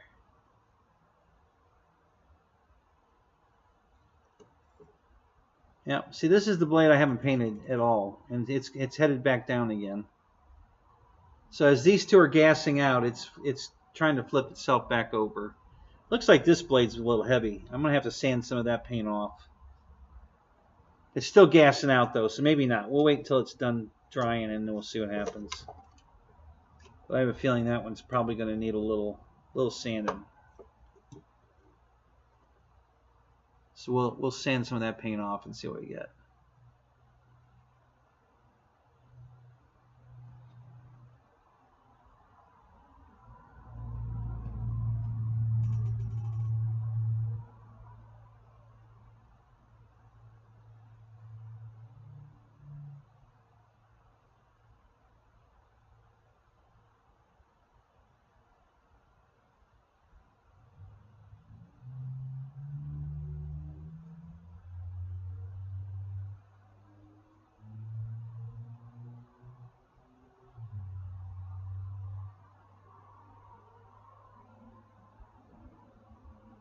Yeah, Lyndon, it can be. I mean, it's not some. This is the perfect thing to do while you're watching a movie or something. You know, you just let it sit there and you watch your movie, and then you go back and give it another coat. You know, it's nothing you do in a hurry. Um, there's quicker ways to do it, but they don't work quite as well. You can put a drop of CA on it and kick it, you know, and that's instant, but that's going to leave a bump on the prop, which is going to cause turbulence. So you're going to get that noise, even though it's balanced and it's not vibrating. You're going to get that noise because of the disturbed air going over that glue bump.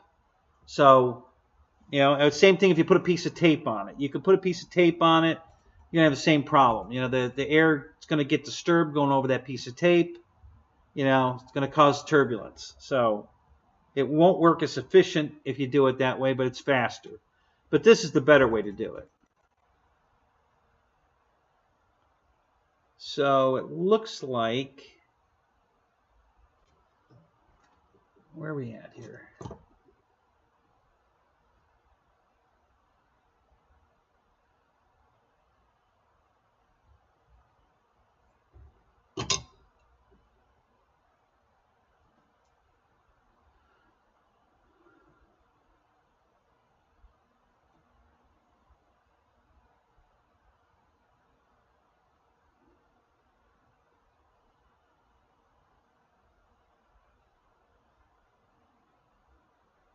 Okay, so this blade is definitely too heavy. Well, wait a minute though.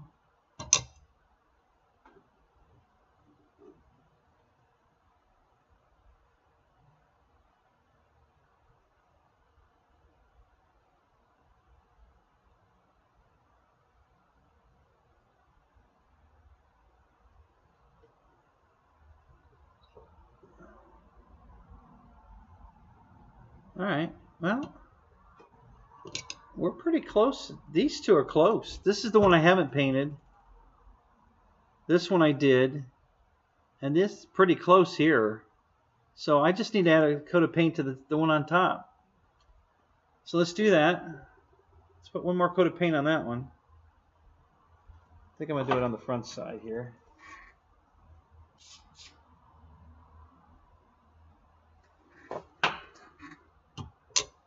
I just painted this one. See, and there it goes. It's falling down.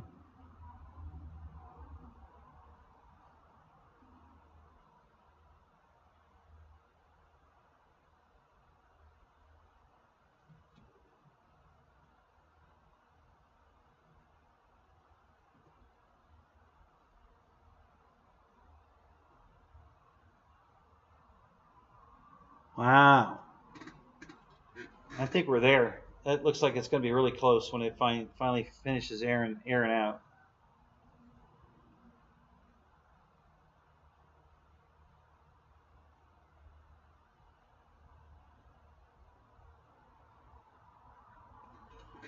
All right, let me get caught up on the chat here.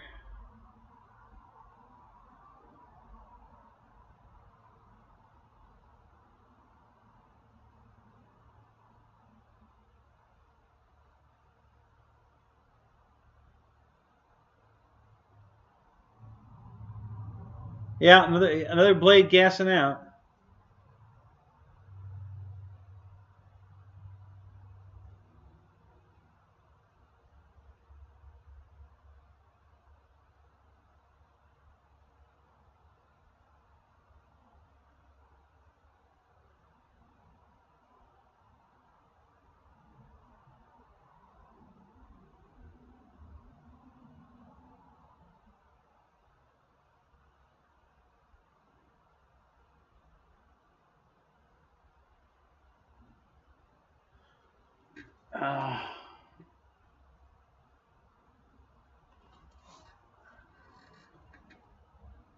Obsessed much? A little bit, Fred. A little OCD when it comes to my props. Yeah.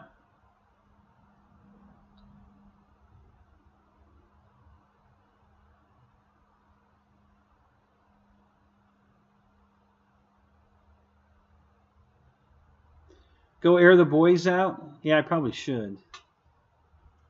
Let me see. See it going up.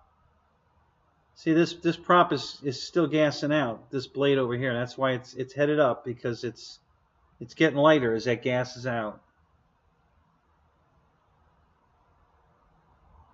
All right, I'm gonna go drop the boys off at the pool here while this is finished and drying, and then we'll see how close we are. It's got to be really close. So I'll be right back. Don't go away. I'll be right back.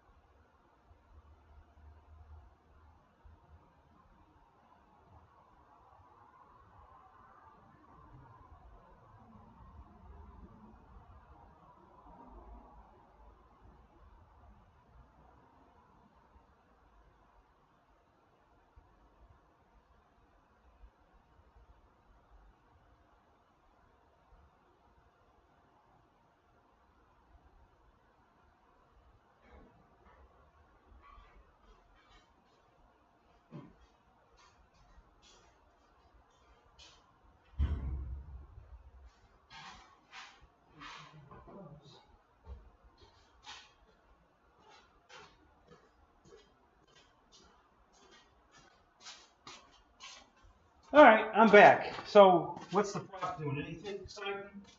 Did it put on a show for you?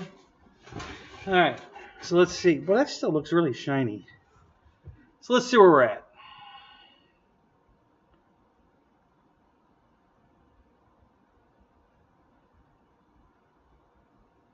Yep, Steve's right. A balanced prop gives you more power, which means longer flight times, guys. That's how I get planes to fly for 12 minutes, you know.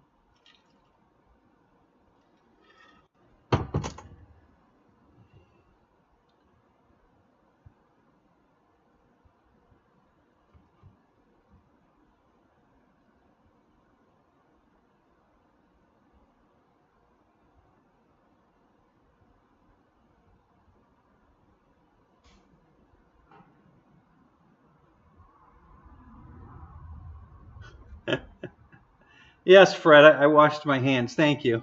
Thanks, Dad.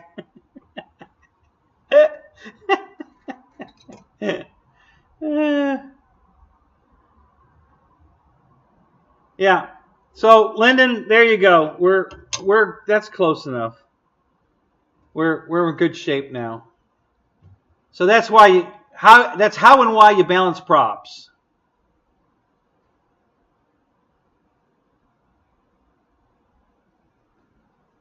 Yeah, the more efficient the prop runs through the air, less turbulence, less that's the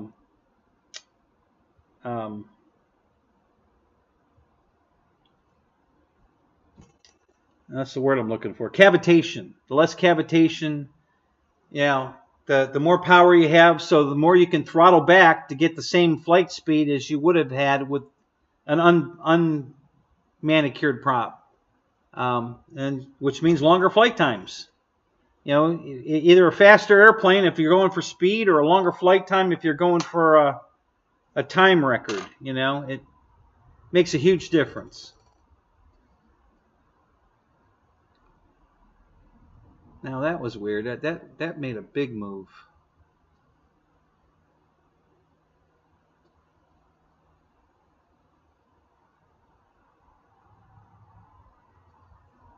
So what do we got here?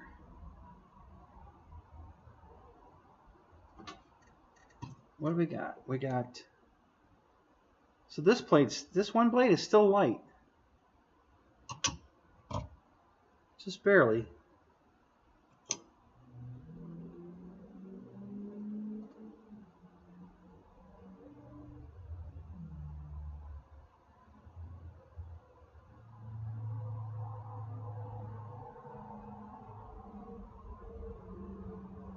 Yep, less vibration. Yep. All right, so we still need to put a little bit of paint right here. I'm going to put just a dust on that one, on the back side here. Just a tiny little dust.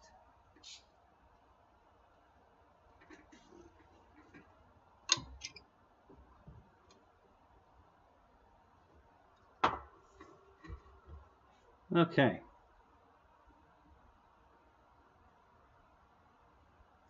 Yes, absolutely, Lyndon. 2-blade, 3-blade, 5-blade, it doesn't matter. You balance anything. If it's a propeller, you balance it. I don't care how many blades it is. And the 2-blade works exactly the same way. What you want to do is you want to balance it so that it's straight across level when it stops. Well, it should stop in any position, okay? If it's balanced, you can put the propeller in any position and it'll stay there. That's how you know it's balanced. If it's sitting straight across and you flip it upside down and it wants to flip back over, then the hub's out of balance. The heavy side of the hub you got to trim off until it'll stay upside down. So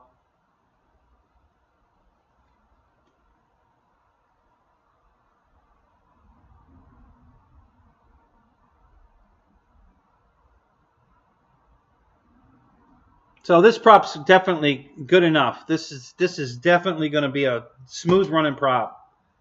It's not perfect, but it's close enough. It's way, way, way close enough.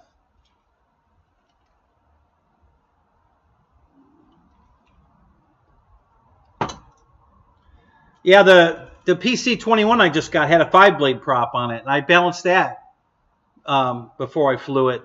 And that plane was whisper quiet. That 5-bladed prop was not making any sound at all. It was just a a whoosh through the air. No prop noise at all. It was beautiful.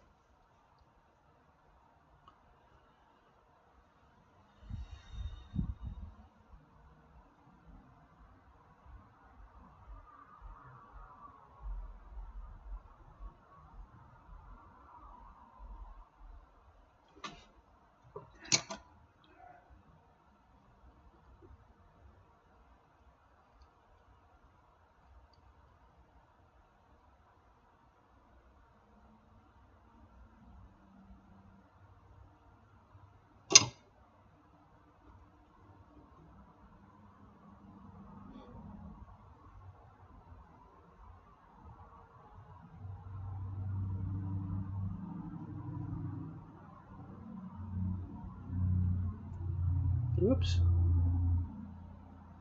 Yes, we're still off just a hair.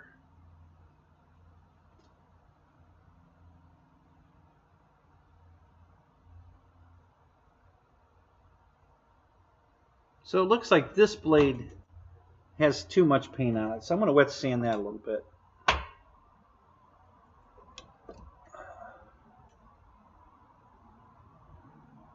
Oh, that's the one I just sprayed. It's still gassing out.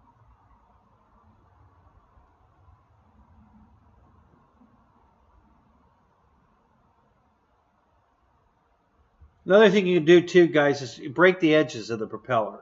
You know, when you get it out of the package, I always take sandpaper and I just roll it down the edges a little bit, just to make sure there's no, no sharp edges, no, little bit of extra propeller blade residue. Just, just smooth it out. Just make sure it's nice and smooth.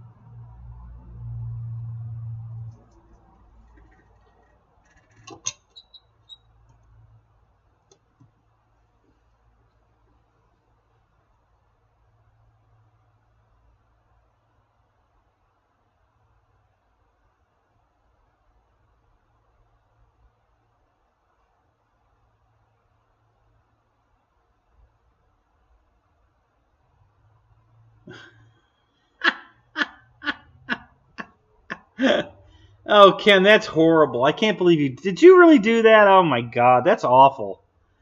Oh, my God. That's just absolutely awful. I can't believe you did that. Yeah, that's mean. That's just really, really mean.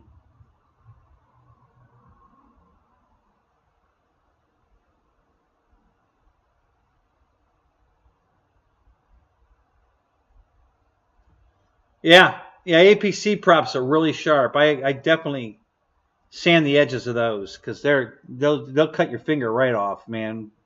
They don't even have to be spinning, those are just really sharp.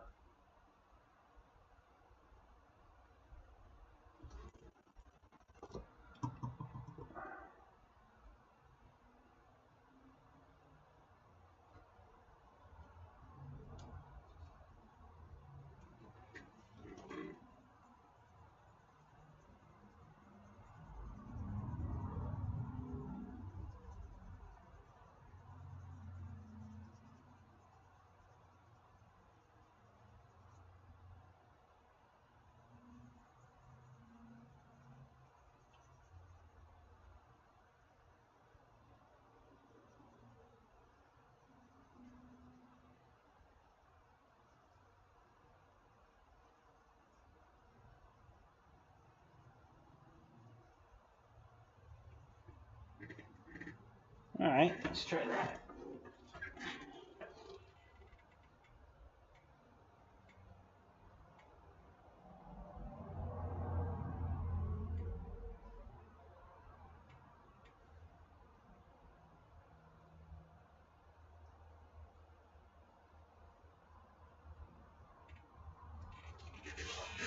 All right, so I just wet sanded a little bit off this blade right here. So let's see what happens now.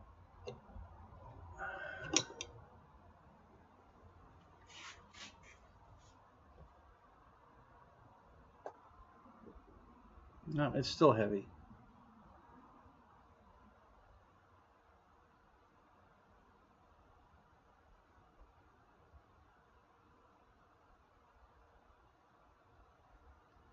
So he laughed after he calmed down, did he? I don't know, man. I think I'd be pissed. That's just bad. That's really bad. That's just mean.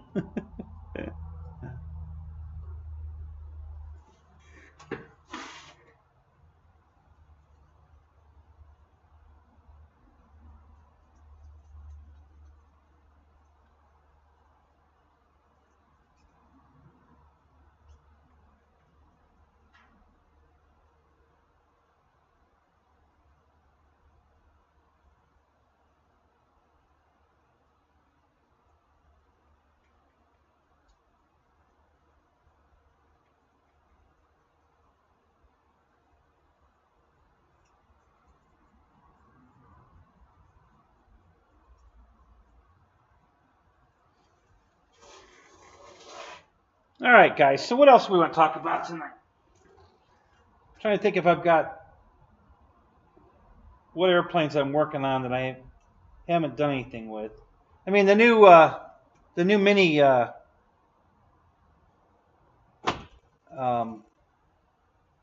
Tundra. You know, I've got one flying. I'm not gonna build this one. I'm just gonna hang on to it as a spare. So I don't need to build that. I did the Avanti's built and flown. I flew that. I've got the maiden video for that. I haven't put it up yet. I got to work on that. The Miss America I haven't built yet. I guess I could work on that one still.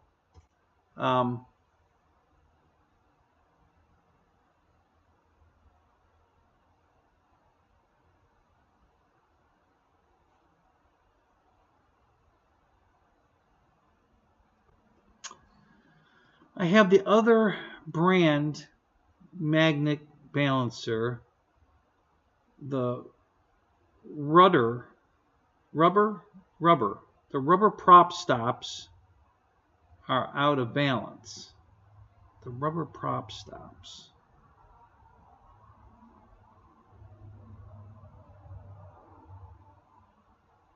What are the rubber prop stops, Keith? I'm not sure what you mean by that. Rubber prop stops.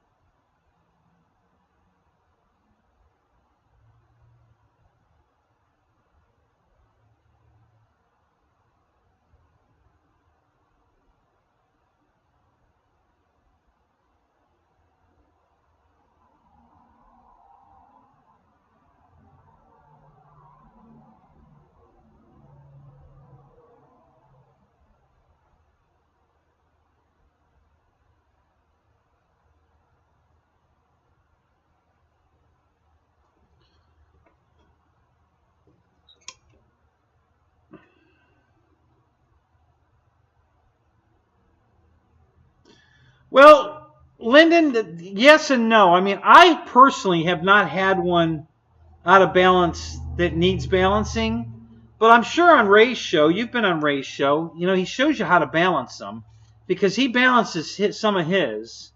But I haven't had one out of balance yet. My jets have all been, I've been lucky on that one because I know people have had jets out of balance, but I haven't had that problem. But yeah, if you've got a jet that's vibrating, then yeah, you want to balance that one too. And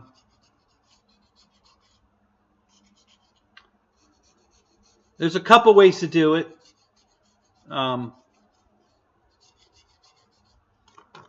You can do it like this. I've taken the fan out of the, you know, take the motor off the fan and just have the blade outside the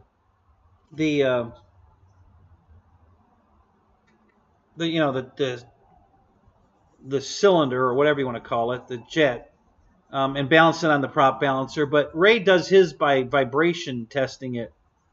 You know, he'll turn the the spinner. You know, he loosens it up, he indexes it one position, and then holds on the table to check for,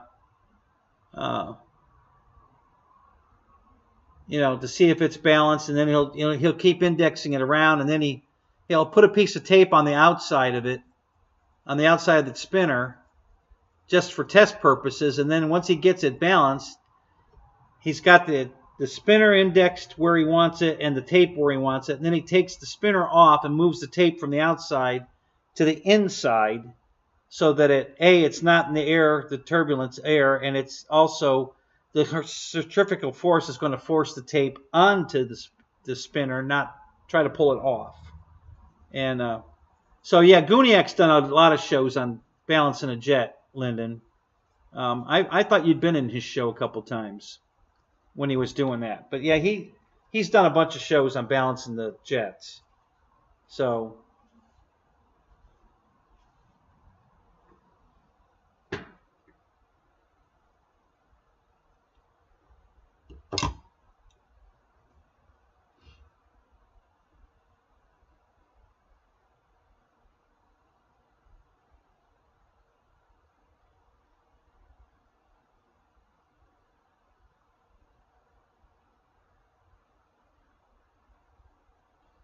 wow.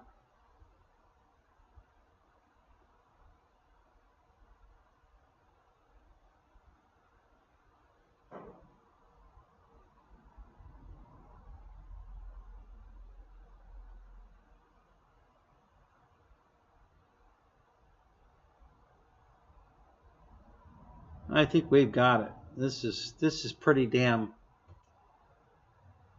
Yeah, we're good. This is it. I'm stopping right here. We're good.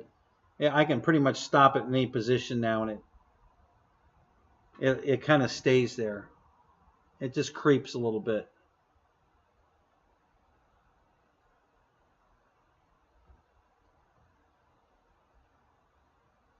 Yeah.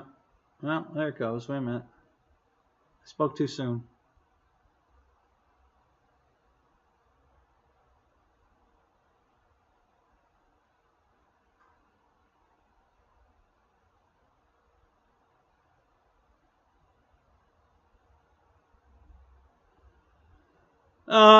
Ken, sometimes you can, sometimes you can't. You can try it, and if it works, you're fine. But it might not work. I've run into that problem of when the amps are that far off of the draw, sometimes it doesn't work right. So yeah, I mean you shouldn't hurt anything by trying it. And if it works, use it until you get your replacement 40. But it may not work. So, but if that's what you got laying around, try it. You know, you're not going to hurt anything.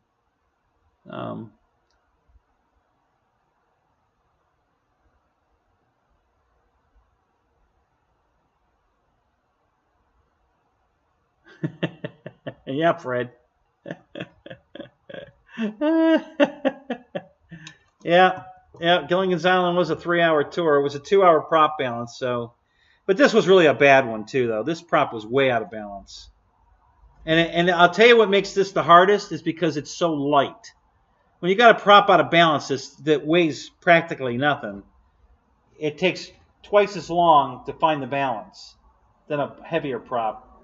It just seems to go easier when there's more weight to deal with.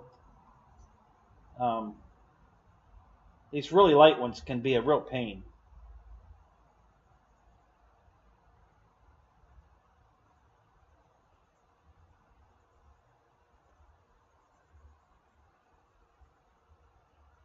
Now I'm just killing time. It's definitely good enough. But since we're sitting here yapping, and I really don't have any, unless you guys want to see something, I could go get I need to discharge some batteries. I could go get the battery discharge, and we can watch a battery discharge if you want to do that. I think that's probably more exciting than watching concrete dry, but hey, you never know. You know. So we can do that if you want. I'll go get some batteries. We'll discharge them. It's kind of noisy. Yep, same prop, Bill. We're still. I'm just being anal now. It's balanced.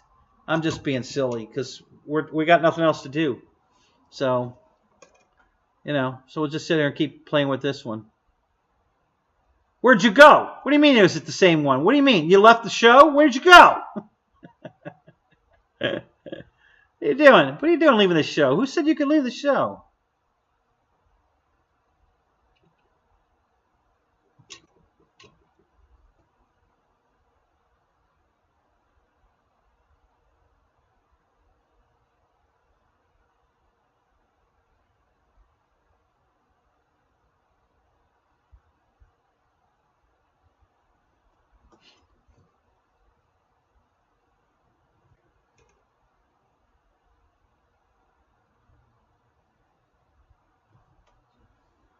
So the props on the bus go round and round, round and round. Oh, no, that's not right. It's the wheels on the bus. Oh, well.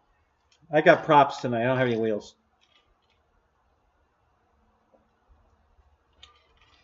So you guys all remember how bad that was when we started, and look at it now. You know, so we're good. Just, you know, it wasn't hard. It was a little time consuming, yes, but not hard. Just dust on a little paint, let it dry. Try it again. You know, it's pretty simple technique. But when you're done, you get this. You get a balanced prop that just sits here and spins. So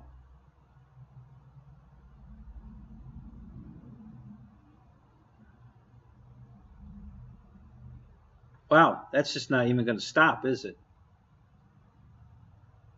No, I spoke too soon. I think it's going to stop right now. Yeah.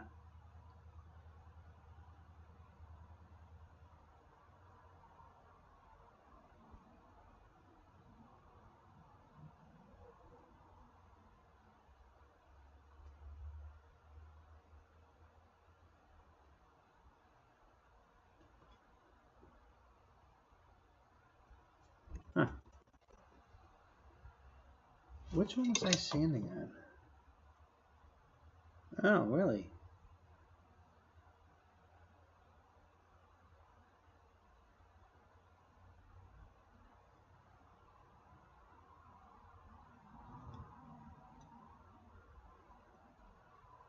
Oh.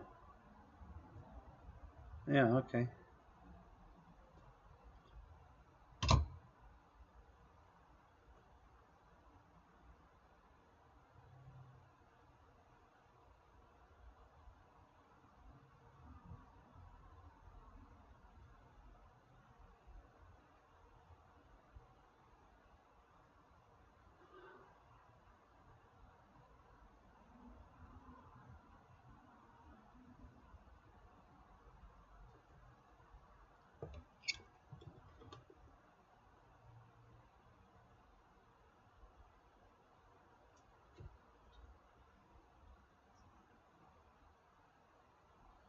Let's see, what else? Was there anything else I wanted to show you guys tonight besides the connector?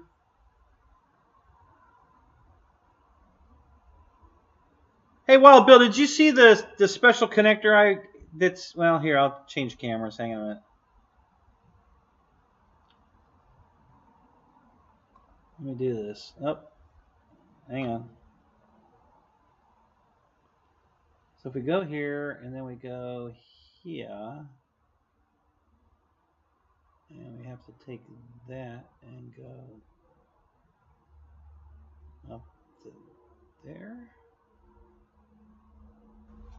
So did you see these connectors, Wild Bill? Were you here for that?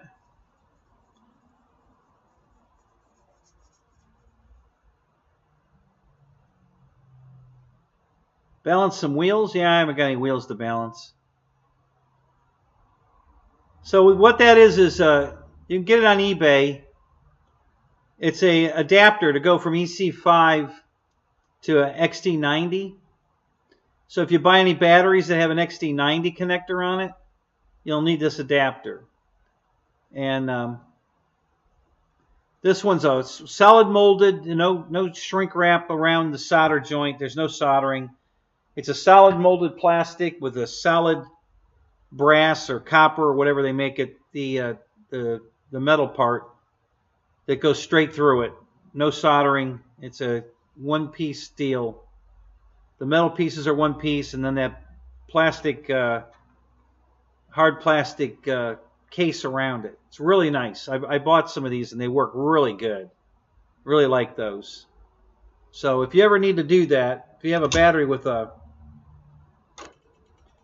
you know, an XT90 on it and you need to get it in your EC5 airplane, you know, just have one of those around so you can adapt it.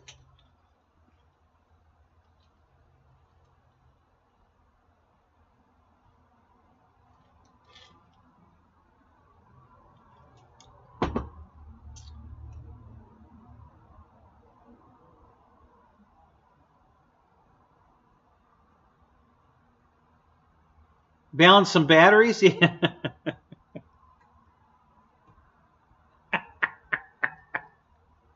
Oh, Michael. Balance some battery. I told you I can go get the battery discharger and we can discharge a battery, but it's pretty noisy. You have to sit here and listen to that fan running. But we can do that if you want.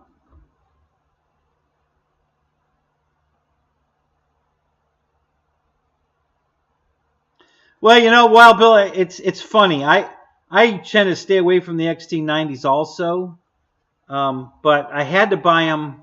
Well, I didn't have to, but I decided to buy them for the MB339, my you know, this jet here, because the adapter that I had to buy is from AS150 to XT90 in series, so that it's a 12S bird when you're done. And they had a sale. Yeah, it's a 105 fan. Yes, they had the same battery pack was $13 cheaper with the XT90 plug on it than with the EC5 connector. 13 bucks a battery, cheaper. And since I'm going to use those in that plane anyway, that has that plug, I bought them. I'm like, well, the hell, 13 bucks is 13 bucks a battery. So yeah, so I bought them, and so I just got a whole bunch of XT90 batteries because I'm going to use them in that jet. So and I don't need the adapter because the adapter I already bought to go 12S came with XT90 plugs on it, so I'm good to go. But if I want to use those batteries in something else, I can using that little black connector I just showed you. So you have that option. So, oh, it's built, Bill. I was waiting for. I couldn't power it up to drop the gear or check the lights. I had a bunch of things I couldn't do because I couldn't power it up until that adapter came in. It came in today. I got it today. So the plane's all built. It's sitting on my kitchen table. Now I just got to power it up. I got to put the batteries in it, strap them in where they're going to go, power it up, check the gear, and then check the CG, and then move the ESC unit somewhere in the airplane where the CG's good, and then mount it there. And then it's ready to fly. You know, it's all built, put together. I left the one, I still have the one out here, but I cut this big hole in it so that the lights will show through. It's got, nav lights on the wingtip. Oh, pan. Let me move that down again.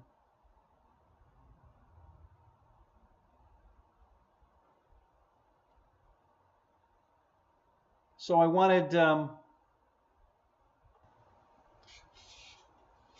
light to show through the wingtip, so I cut that hole in it so that the nav light will shine through here. So, and I still have a little bit of, I think I'm going to take maybe a fine file, a round file, and just clean that up a little bit in there. I don't know, not a big deal. But yeah, it's built. I've been waiting on that connector, and it came today. So now I could be ready to fly it for this weekend. So I might. And I got my hat out right there, so I got to remember to take my hat so I can videotape.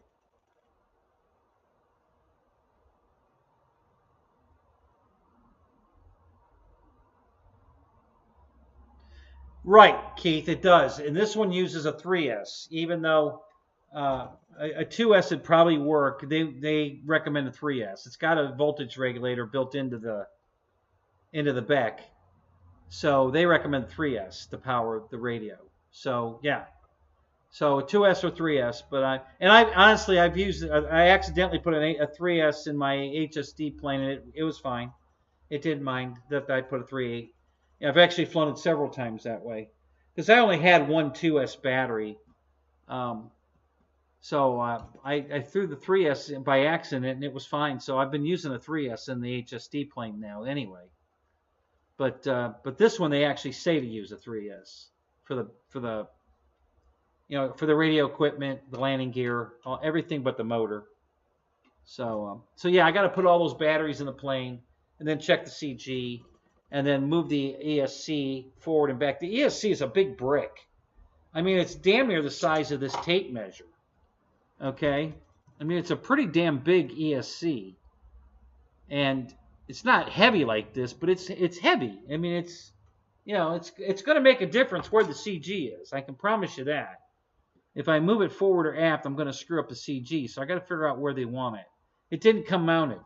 It's mounted to a board, but the board wasn't glued in the airplane. You have to figure out where you're going to put it. So yeah, I just have a few things to do to get that. If I really spend some time on it tomorrow, I can have it ready for the flying this weekend. So we'll see. That might happen. And I'll definitely try to get some tape, some video of it if it does.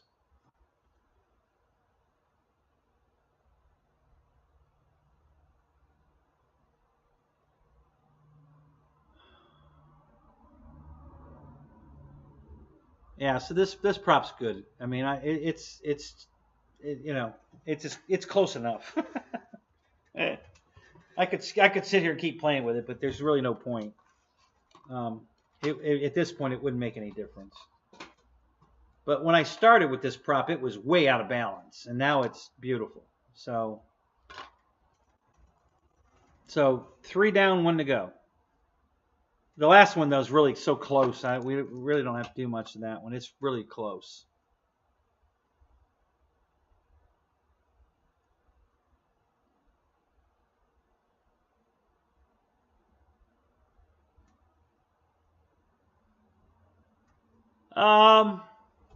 Where would you think I should add those lights, Wild Bill? Where would I put them? Because this fuselage is too thick, and it has paint on it, so you're not going to make this glow from inside like the RV8. The foam's too dense and too thick, and there's too much paint on it, so it would never glow from within. So I don't know where you would put the light. Where would you put the lights in it to make it light up anymore? Could add some extra beacons. I think there's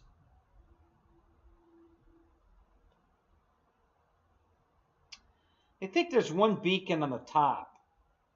So it has a left and right landing nav light, and I think a beacon on the top behind the canopy, and that's it.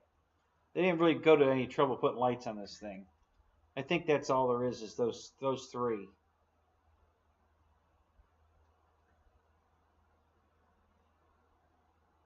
Trying to remember if there was one in the top of the rudder. There might be a light in the top of the rudder. So there might be 4 lights on it.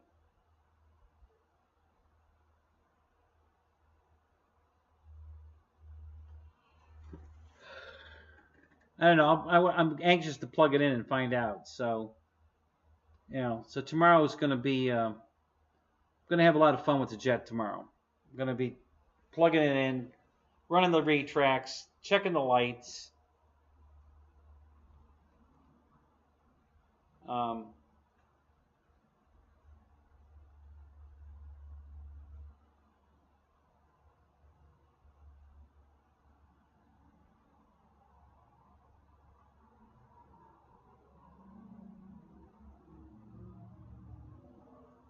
Put the nav lights on the tail of the tank. Yeah, I don't think that would really look very good.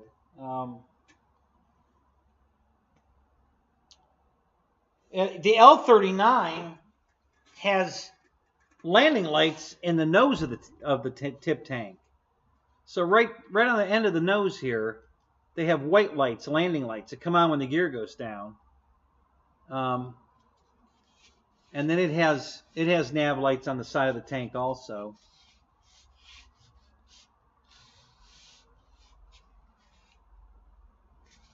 I don't know why you would put them. You know, the only time you would see those is if the plane's flying away from you. When you turn it around to fly at you, you wouldn't be able to see the lights anymore.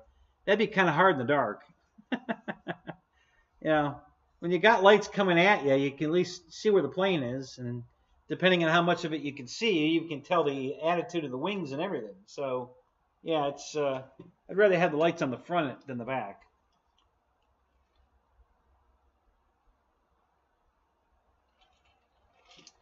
And I could always add lights to this, so I might. You know, there's always that opportunity. I might add some lights to it.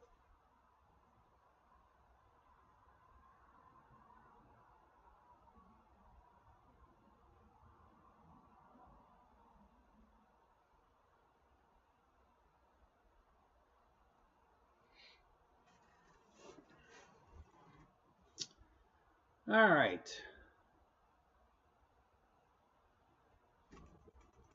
Is there anything else I wanted to talk about tonight? Let me think a minute. What were we doing?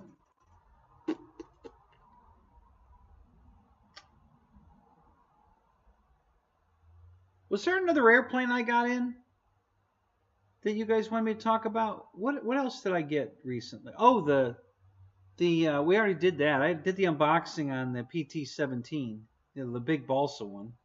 Yeah, we did the unboxing on that. I'm not going to build that for a while. I got way too many other things to work on before I'm going to work on that. I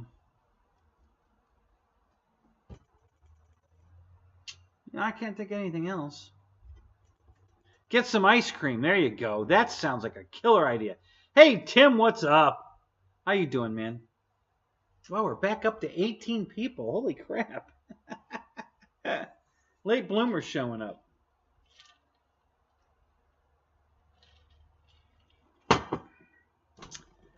Oh crap! I just remembered I gotta go back to the chiropractor tomorrow. Oh shit! Damn it! I forgot all about that. Shit. Ugh.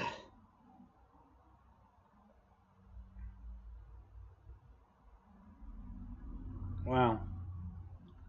Yeah, that sucks. I completely forgot about that.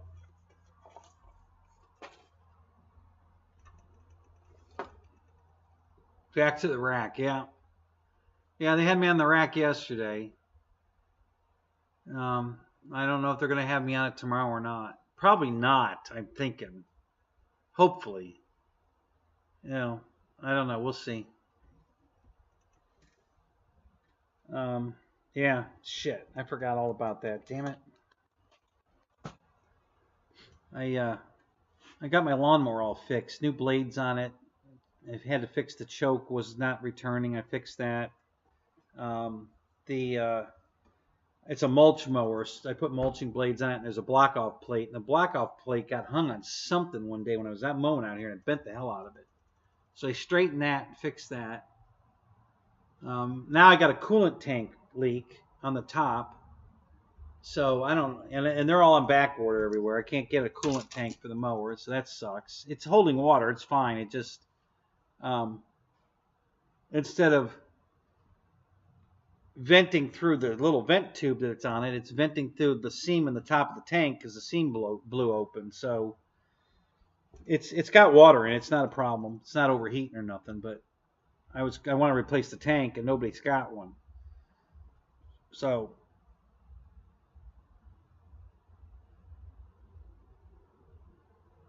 yeah, it's all balanced, Tim. We're good. I'm stopping here. It's balanced. It was way out when I started. I don't know if you were here for the beginning. I don't think you were, unless you were lurking. But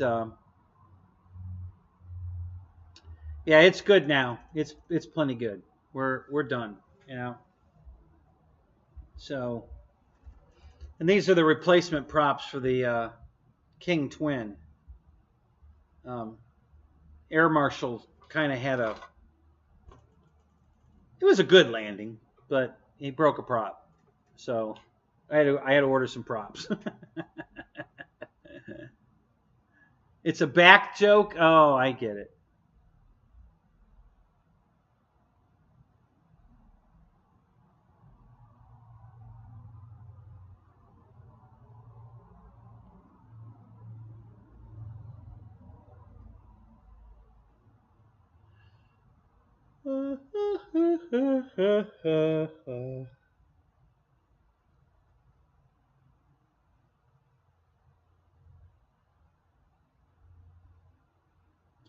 Well, if Dave wants to fly the plane again, yeah, I need the props balanced.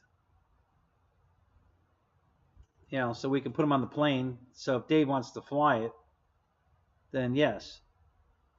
Well, I tried to get Dave to go with me last weekend to go flying, and he didn't. He was, I think they were still coming home from Missouri. They went up. His family, his mom and dad went up there. He went with them to avoid the hurricane. So.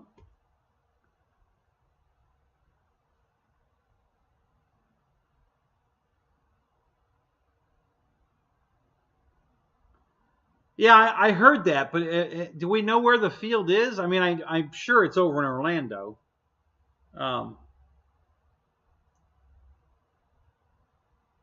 Dave's interview is tomorrow.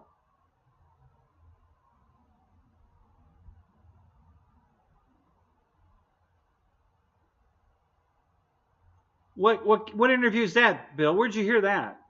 I missed that somehow. Where did you hear he had an interview tomorrow?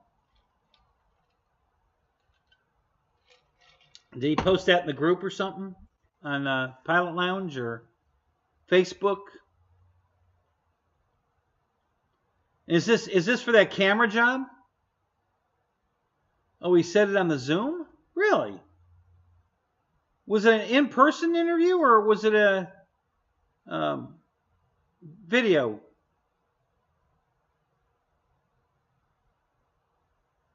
Oh, Rich's video. Oh, cool. Thank you. Thank you, Mike Bird.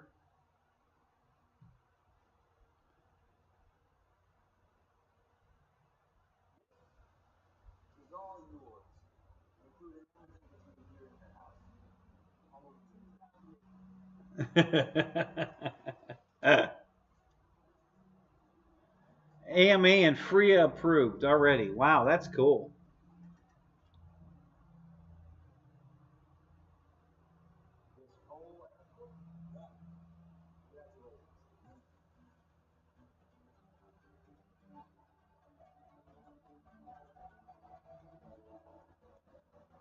Hey, no parking on the runway. What's the matter with you?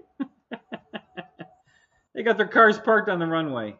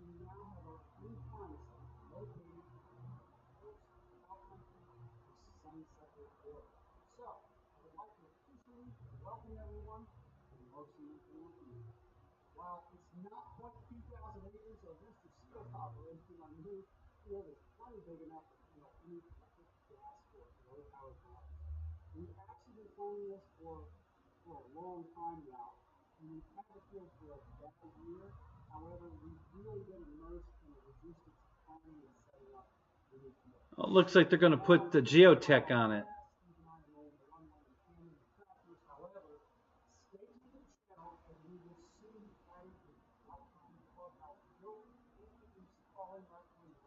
Yeah. Yeah, they're putting a geotech runway in. Wow, this is really cool.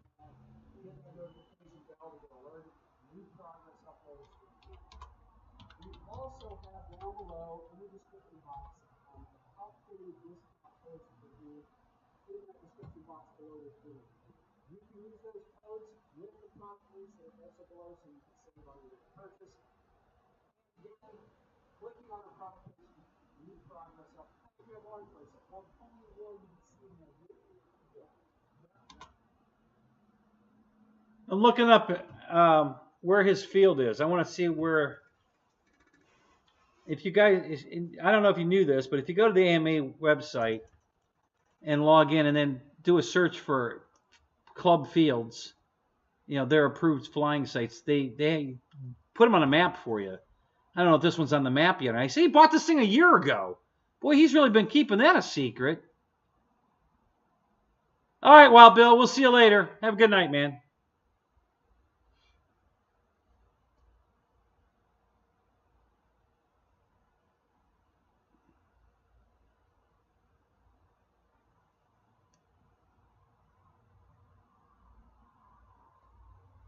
So yeah, I'm gonna see if I can find the field on Google Maps.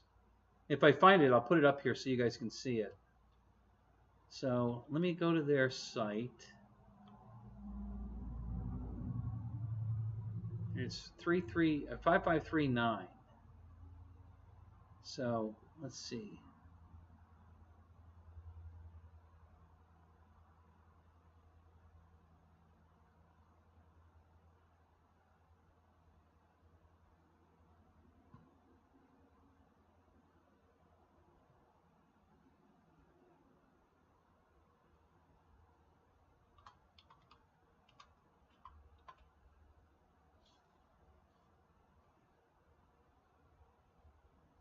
Okay.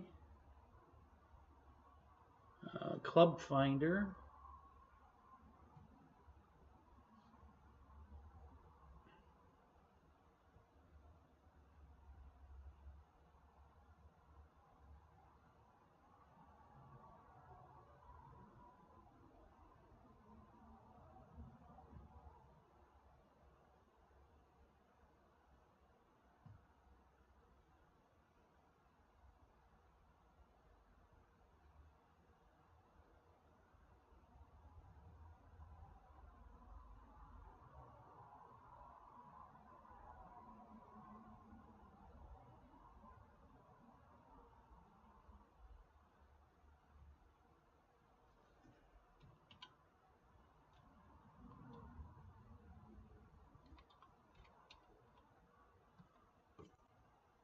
Oops.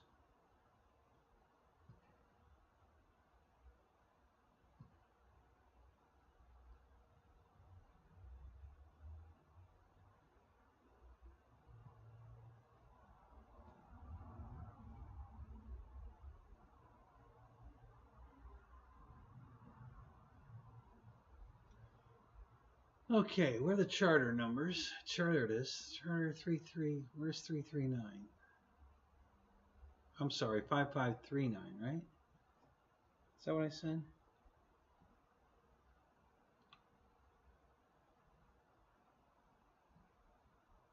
Yeah, 5539. All right, let's look here.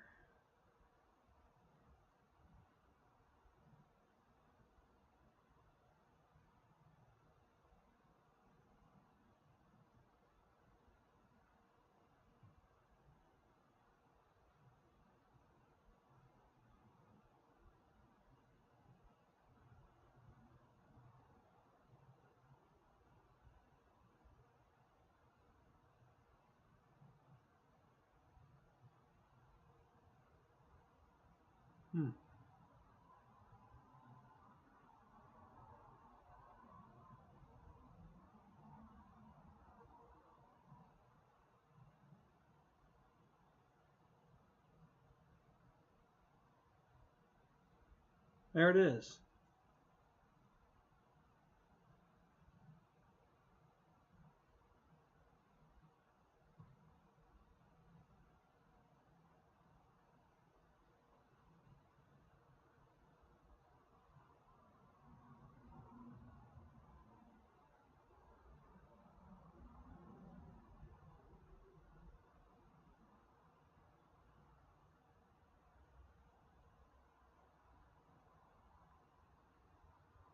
Oh, they're not giving me the map though. Damn it. Well, it's on the list here. But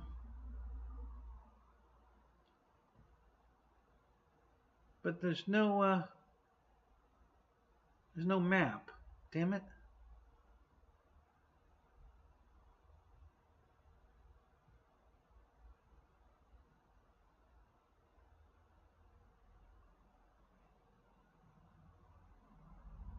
Well, that sucks. Damn it. Oh well, I was curious where it was. I wanted to see it, see if I could see it.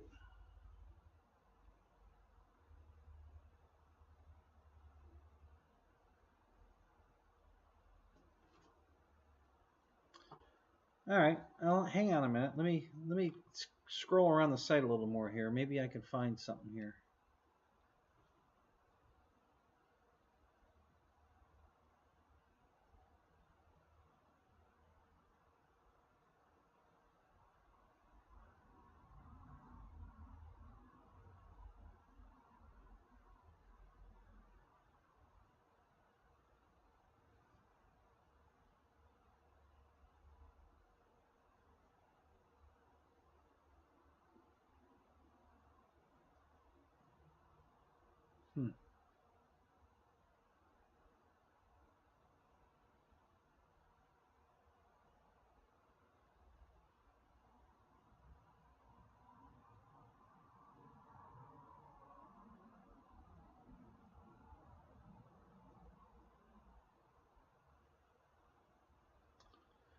Oh, bummer, man, bummer.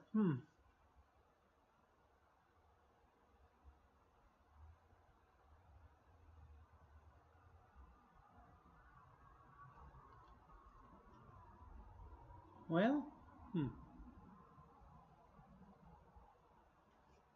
All right, I got one more. I can try one more thing here.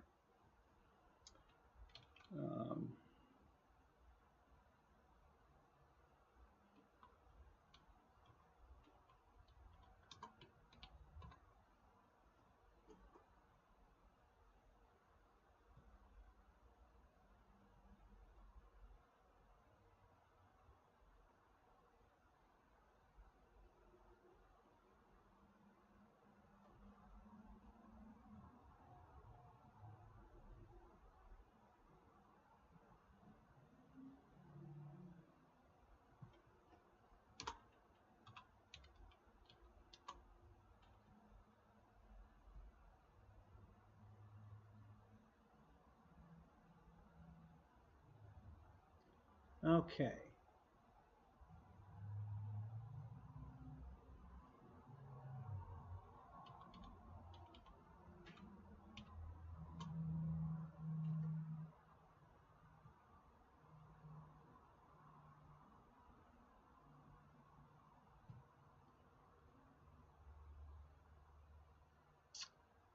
Okay.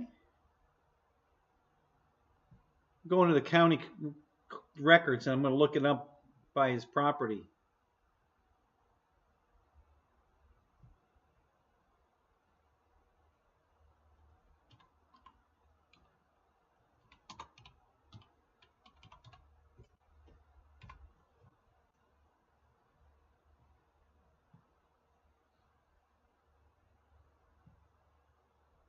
Oh, you know what? Maybe he's got it under.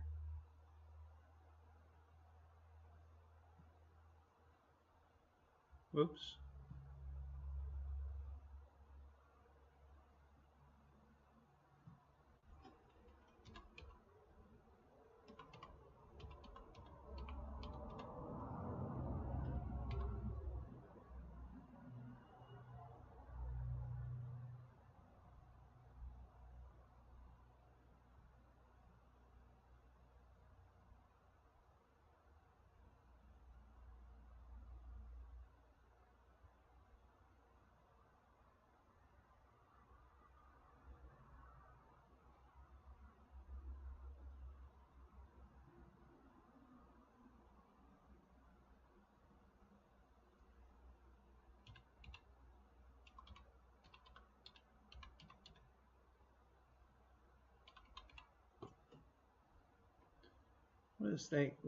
What's AMA got listed as?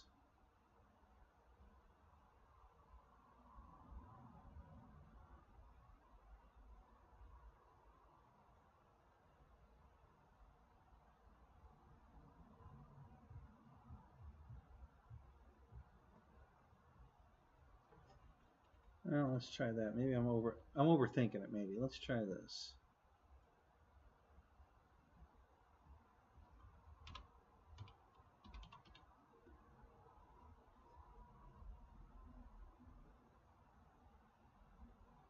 Uh-huh.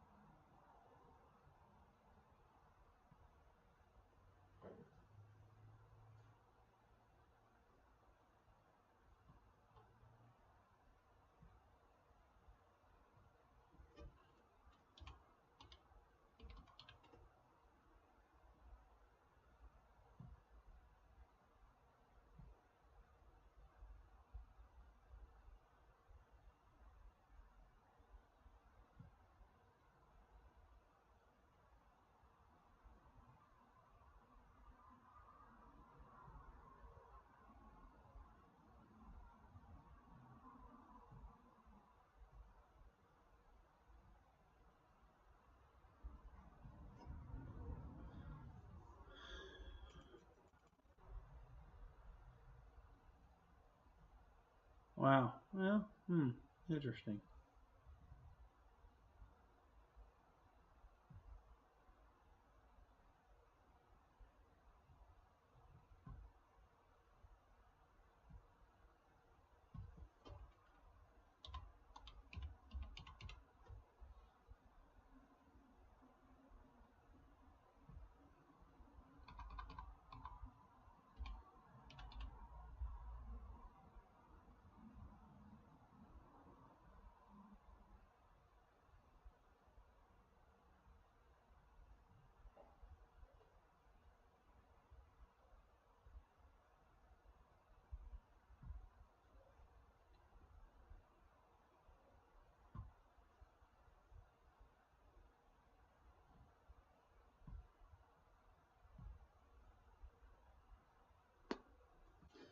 All right. Well, I'll have to find it's. I can't. I'm not having any real luck. It might be Steve's name, or They might have it under a company name like RC Informer LLC, which I thought maybe.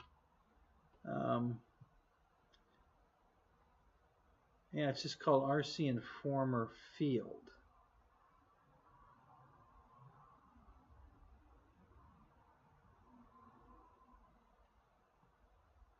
I wonder if it's under that. Hang on.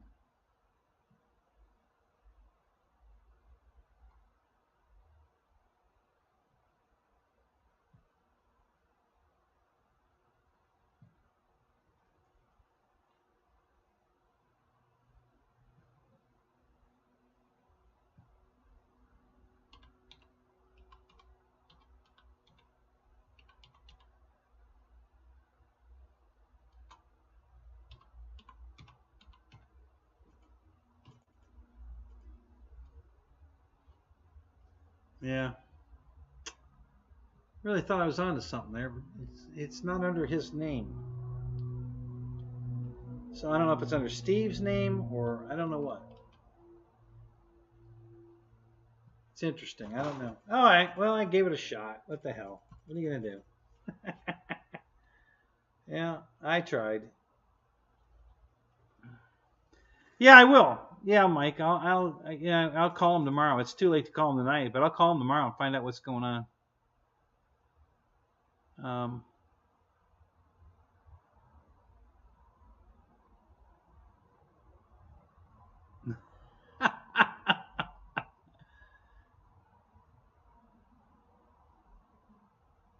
Yeah, I know, Fred. I'm not particularly happy with what he did either, but you know, yeah, it's. I'm certainly not proud of that. You know what he did, but yeah, we all make mistakes sometimes. Maybe he was just having a bad day, or maybe he's under a lot of pressure from, Banana Hobbies. I don't know. I don't know why he did it. Next time I see him, I'll ask him. I for sure I'm gonna kind of bring it up and see what the hell that was all about. But burger in the battery tray. Yeah, that was me. Yeah, no, you know what? I think somebody did put the burger in one of his planes. He didn't like that too much either.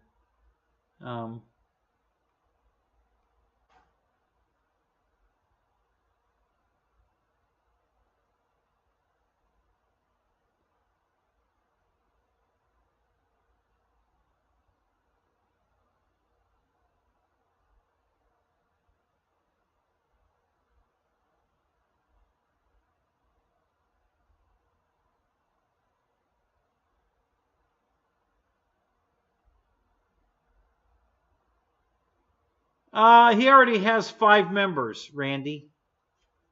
No, he's. Have you guys watched the video?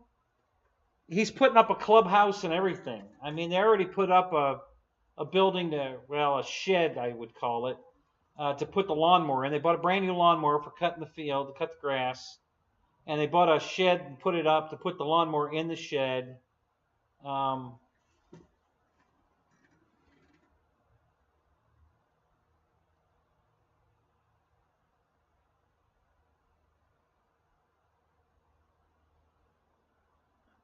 Yeah, I didn't pee on his tire. It was fun to talk about it, and we told him I did, but I didn't, and he knew that. We were just having some fun with him. The sun's coming up there. Yeah, no, it's not even midnight here yet, is it? Maybe just. Yeah, right now it's midnight. Yeah. So. Yeah, but when Wesley went over there and took all the canopies off all the airplanes and moved them all around, he put the wrong canopy on every airplane. Rich wasn't real fond of that. He doesn't like you messing with his airplanes. He really is particular. He's a bit of an OCD, way more than I am on the prop. Yeah, Rich is really OCD. So.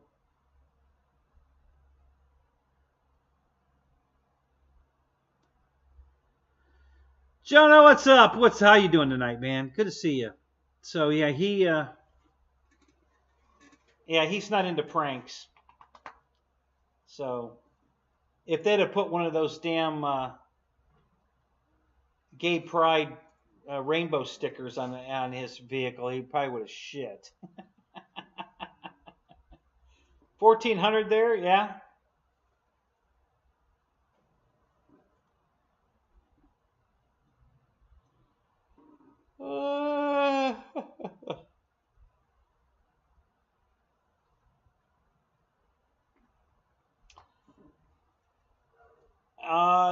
You know, him having his own field, I'm sure he's going to have events there, you know, because, like I said, he's got a drawing up of a clubhouse he's going to build with benches to work on the airplanes and stuff. And so it looks like he's going all out. He's really serious about this hobby. I mean, I knew he was into it serious, but man, I didn't think he was this serious. Wow. You know, that's pretty impressive.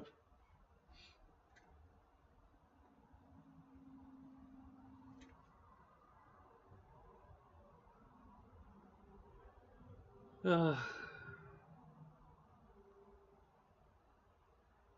you could say that, Mike. He's all in. He's definitely. Yeah,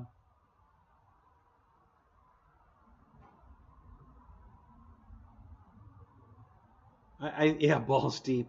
I think relocating him for job is out of the question at this point. I mean, he already doesn't. He doesn't fly out of Orlando. Yeah, that's not his hub. I forget where his hub is, but he has to get on a plane in Deadhead to where he flies out of. He doesn't fly out of Orlando. That's not where he's located. So he just jumps on a plane and, you know, takes a jump seat in the cabin or whatever. If there's no seats out in the, you know, out in the regular cabin, then he takes a jump seat in the cockpit area, on the flight deck, and you know. But yeah, he doesn't fly out of Orlando.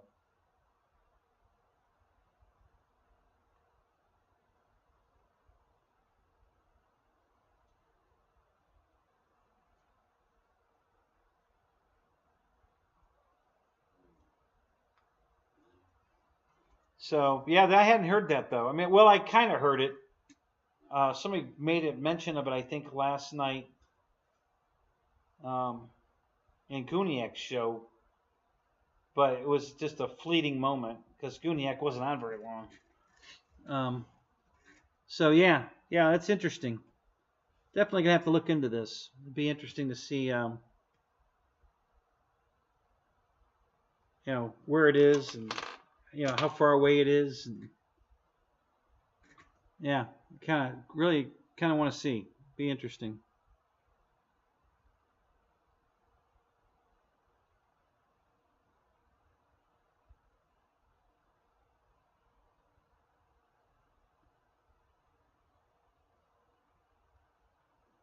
What happened, Randy? What about the giveaway on this show? You said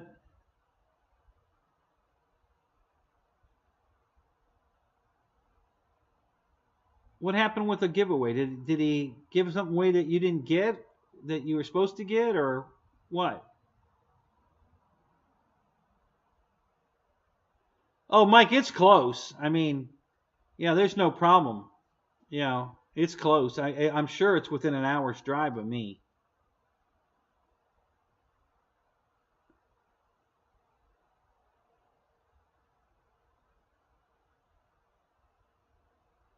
Oh, the sonic screwdriver? Yeah, you want a screwdriver. What, did you never get the screwdriver, Randy?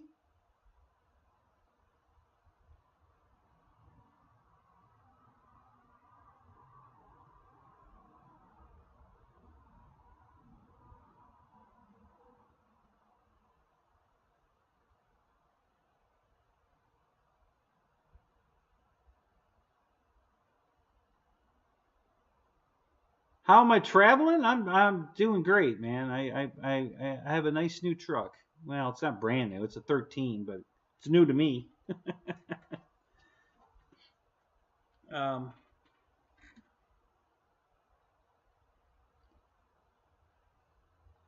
Foodies.org? What the hell is foodies.org? Michael, what the hell is that? What the hell is foodies?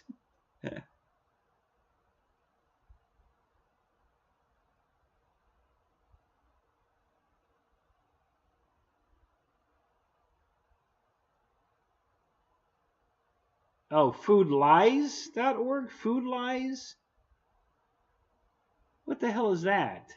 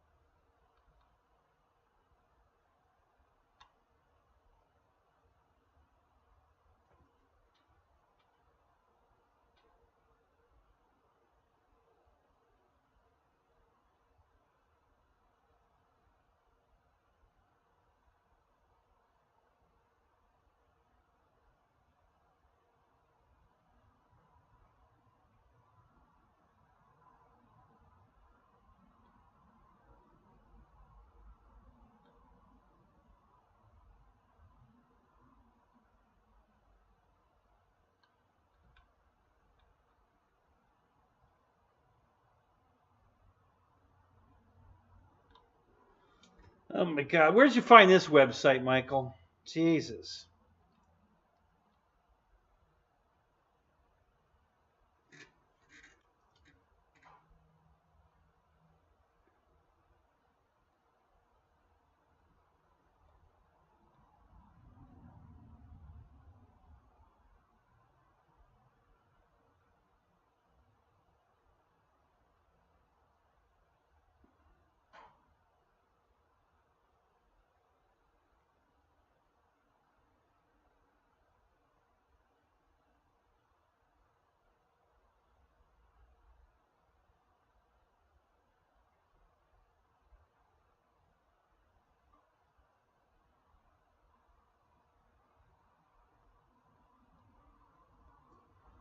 Well, Randy, I got to tell you, it probably wasn't Rich. It's probably FMS, because FMS has been fucking up royally ever since X-Fly. You know, the guys left and started X-Fly. FMS has been fucking up totally. So that might have been FMS's fuck up, not Rich. Um,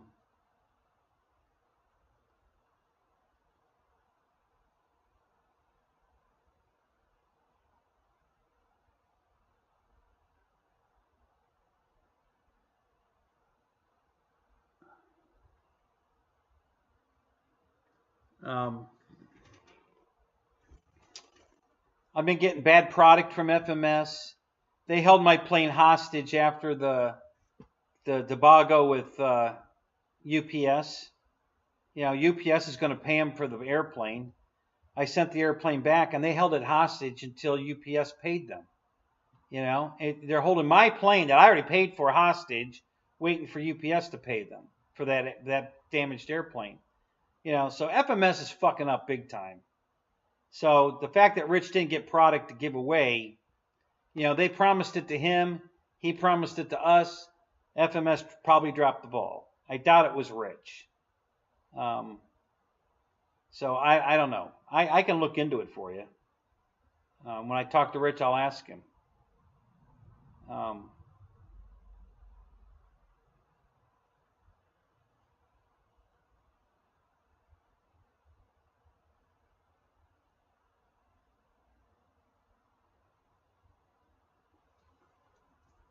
I'm not very happy with FMS right now.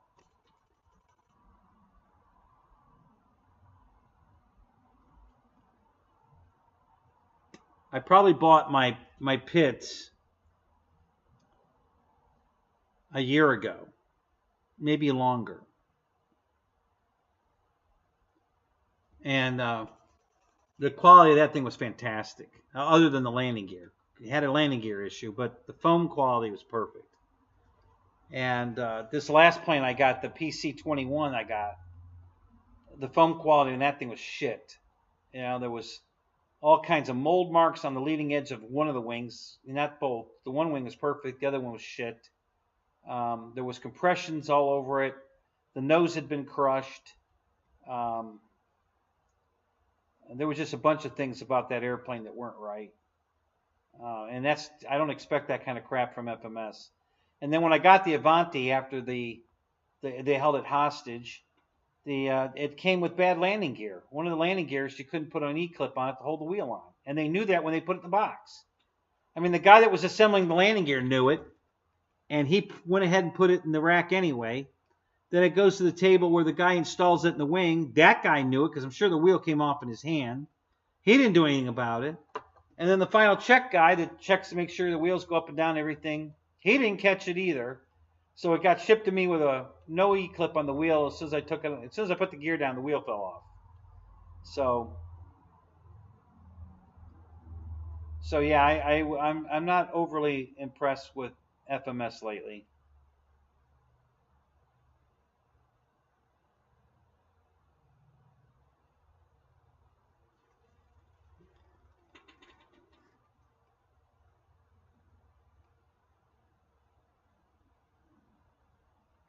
Oh, I didn't know that. Is that right? So Rich was giving it away, not FMS?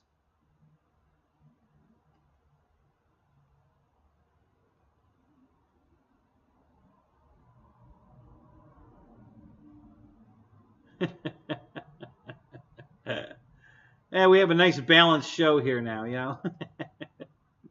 Are you leaving, Fred? Have a good night, buddy.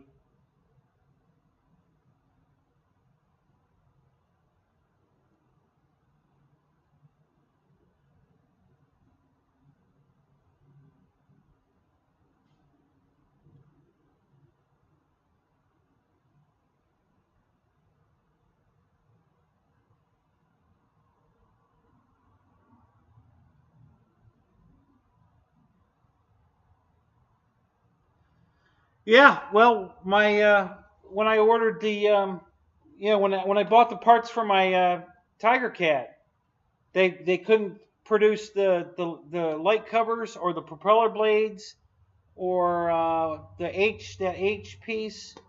They told me they were going to get all that stuff, and then they told me, well, we're out of stock with the lens covers, and it was months. I was almost to the deadline of my PayPal account to file a claim. So I filed the claim and got my money back.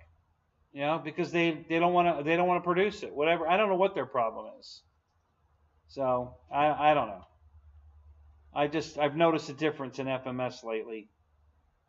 I've never had this kind of trouble getting stuff from FMS before. Now all of a sudden everything's on back order and you can't get it. Oh, the prop put you to sleep? Oh, here. What? Keep your eye on it. Right, so here we go. Keep your eye on it. It'll put you right to sleep. Just keep watching. Just keep watching. Here it comes. Now, nighty night. Here we go. Just keep watching. Just keep watching. Just keep watching. Just keep.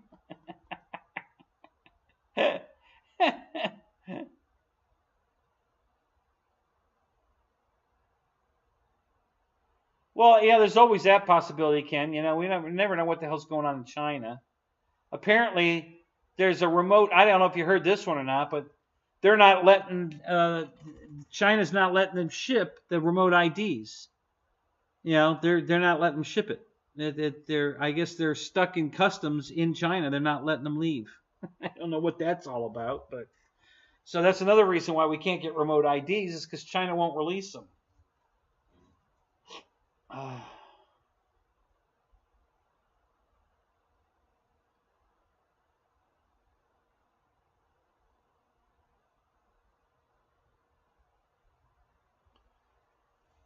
All right, Mike Bird, I guess you're out of here too. We'll see you later, man. Have a good night.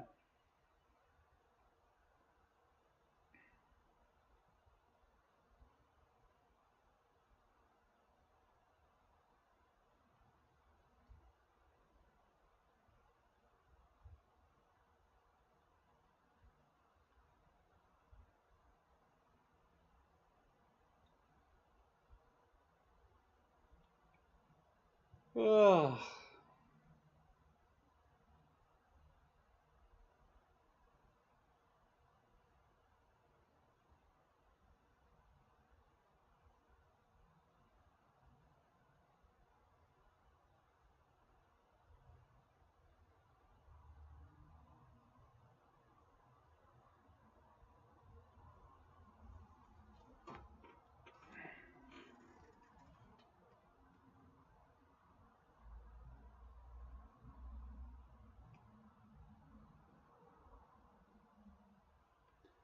Yeah, right. So, well, emotions pissed off a lot of people for quite a while now.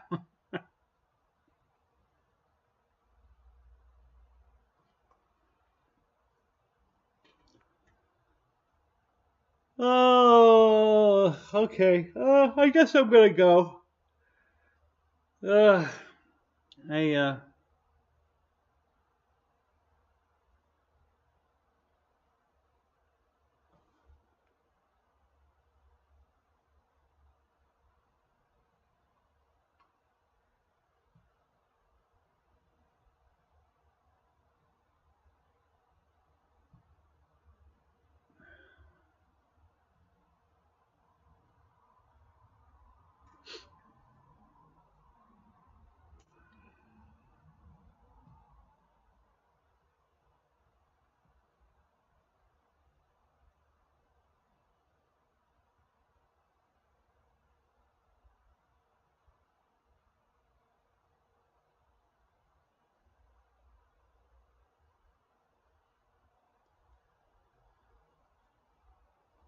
All right, guys. All right, I'm gonna call it. I'm gonna go inside. You guys have a great night. Thanks for coming. We had fun. Hope you guys learned something with the prop balancing again and the connectors for you guys with the.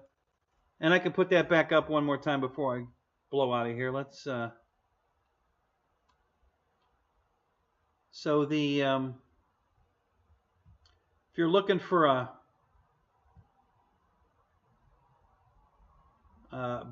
XT90 EC5 adapter, look these up. These are awesome. They're on eBay, probably on Amazon, probably on other places too. But this connector is it's solid plastic. It's molded to the pins inside. The pins are one piece. They're not soldered together. It's machined, one piece of steel or brass or whatever it's made out of. It's machined all the way through both ends. So then they set it in this plastic, molded plastic thing. So there's no soldering, no resistance. It's a really. I bought 3 of them. I used them all weekend last weekend, and they work fantastic. So I highly recommend those if you're looking for an EC5 to an XT90 connector. The store was called, well, it's called Go Nitro Hobbies, I believe is what it was called. Let me verify that. Hold on. I'm pretty sure that's what it was. Yeah, Go Nitro Hobbies is the name of the store. They have these things, and really nice quality, guys. I really, I've been flying these other shit ones that Ray hates, and I wasn't thrilled with them either, but that's all I knew of. So I'm so happy now that I'm only going to fly my planes with these. I'll charge batteries with the other ones. I don't mind charging them, with those, but I don't want to fly with those. I'm only going to fly with these. So I bought 3 of these. So I've got spares. You only need 1. You just move it from plane to plane, but I bought 3. So and it worked out great because this past weekend I had 1 in each airplane, and I just left it in the plane, and was able to fly XT90 batteries that I have, I just got 4 more brand new ones. So yeah, I really like this connector. So I highly recommend it, guys. If you're looking for that adapter, don't buy the ones that's got the blue and the yellow ends that's soldered together and a piece of black shrink wrap around the middle of it. Do not buy those. They're probably you're probably going to end up having an accident because of those. It's you know, I've had one fail. And I was going to solder it back together, but I don't think I'm even going to bother now. It came apart. I think I was pulling it out of the airplane and it just pulled apart. Came right out of the shrink wrap sleeve. The yellow end and the blue end are, completely separated. I was going to solder it back together, but I don't think I'm going to. I don't think I even want to be bothered with it. So, all right, guys. So I'm gonna call it a night. But again, I recommend this if you're looking for an adapter. That's the one to get. And they have others too. This is the here.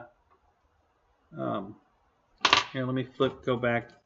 They sell this one too. This is the XT90. I'm sorry, the XT60 to the EC3 connector.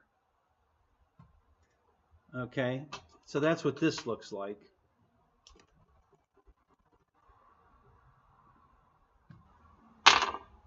And I've been using these for years. Again, one piece, molded plastic. The pins are in it. It's a one-piece pin going all the way through. You got your females on this side, the male on this side. It's designed just like the black one. And I really like these because for one, they're shorter. They don't take up any room at all, and they work good. I really like them. So, all right, so that's it. I'm out. Thanks for coming, guys. You guys all have a great night, and we'll catch you tomorrow night in the Zoom. For those of you that are Zooming, and the rest of you, we'll see you Sunday. All right. Hopefully, I'll get some video for you.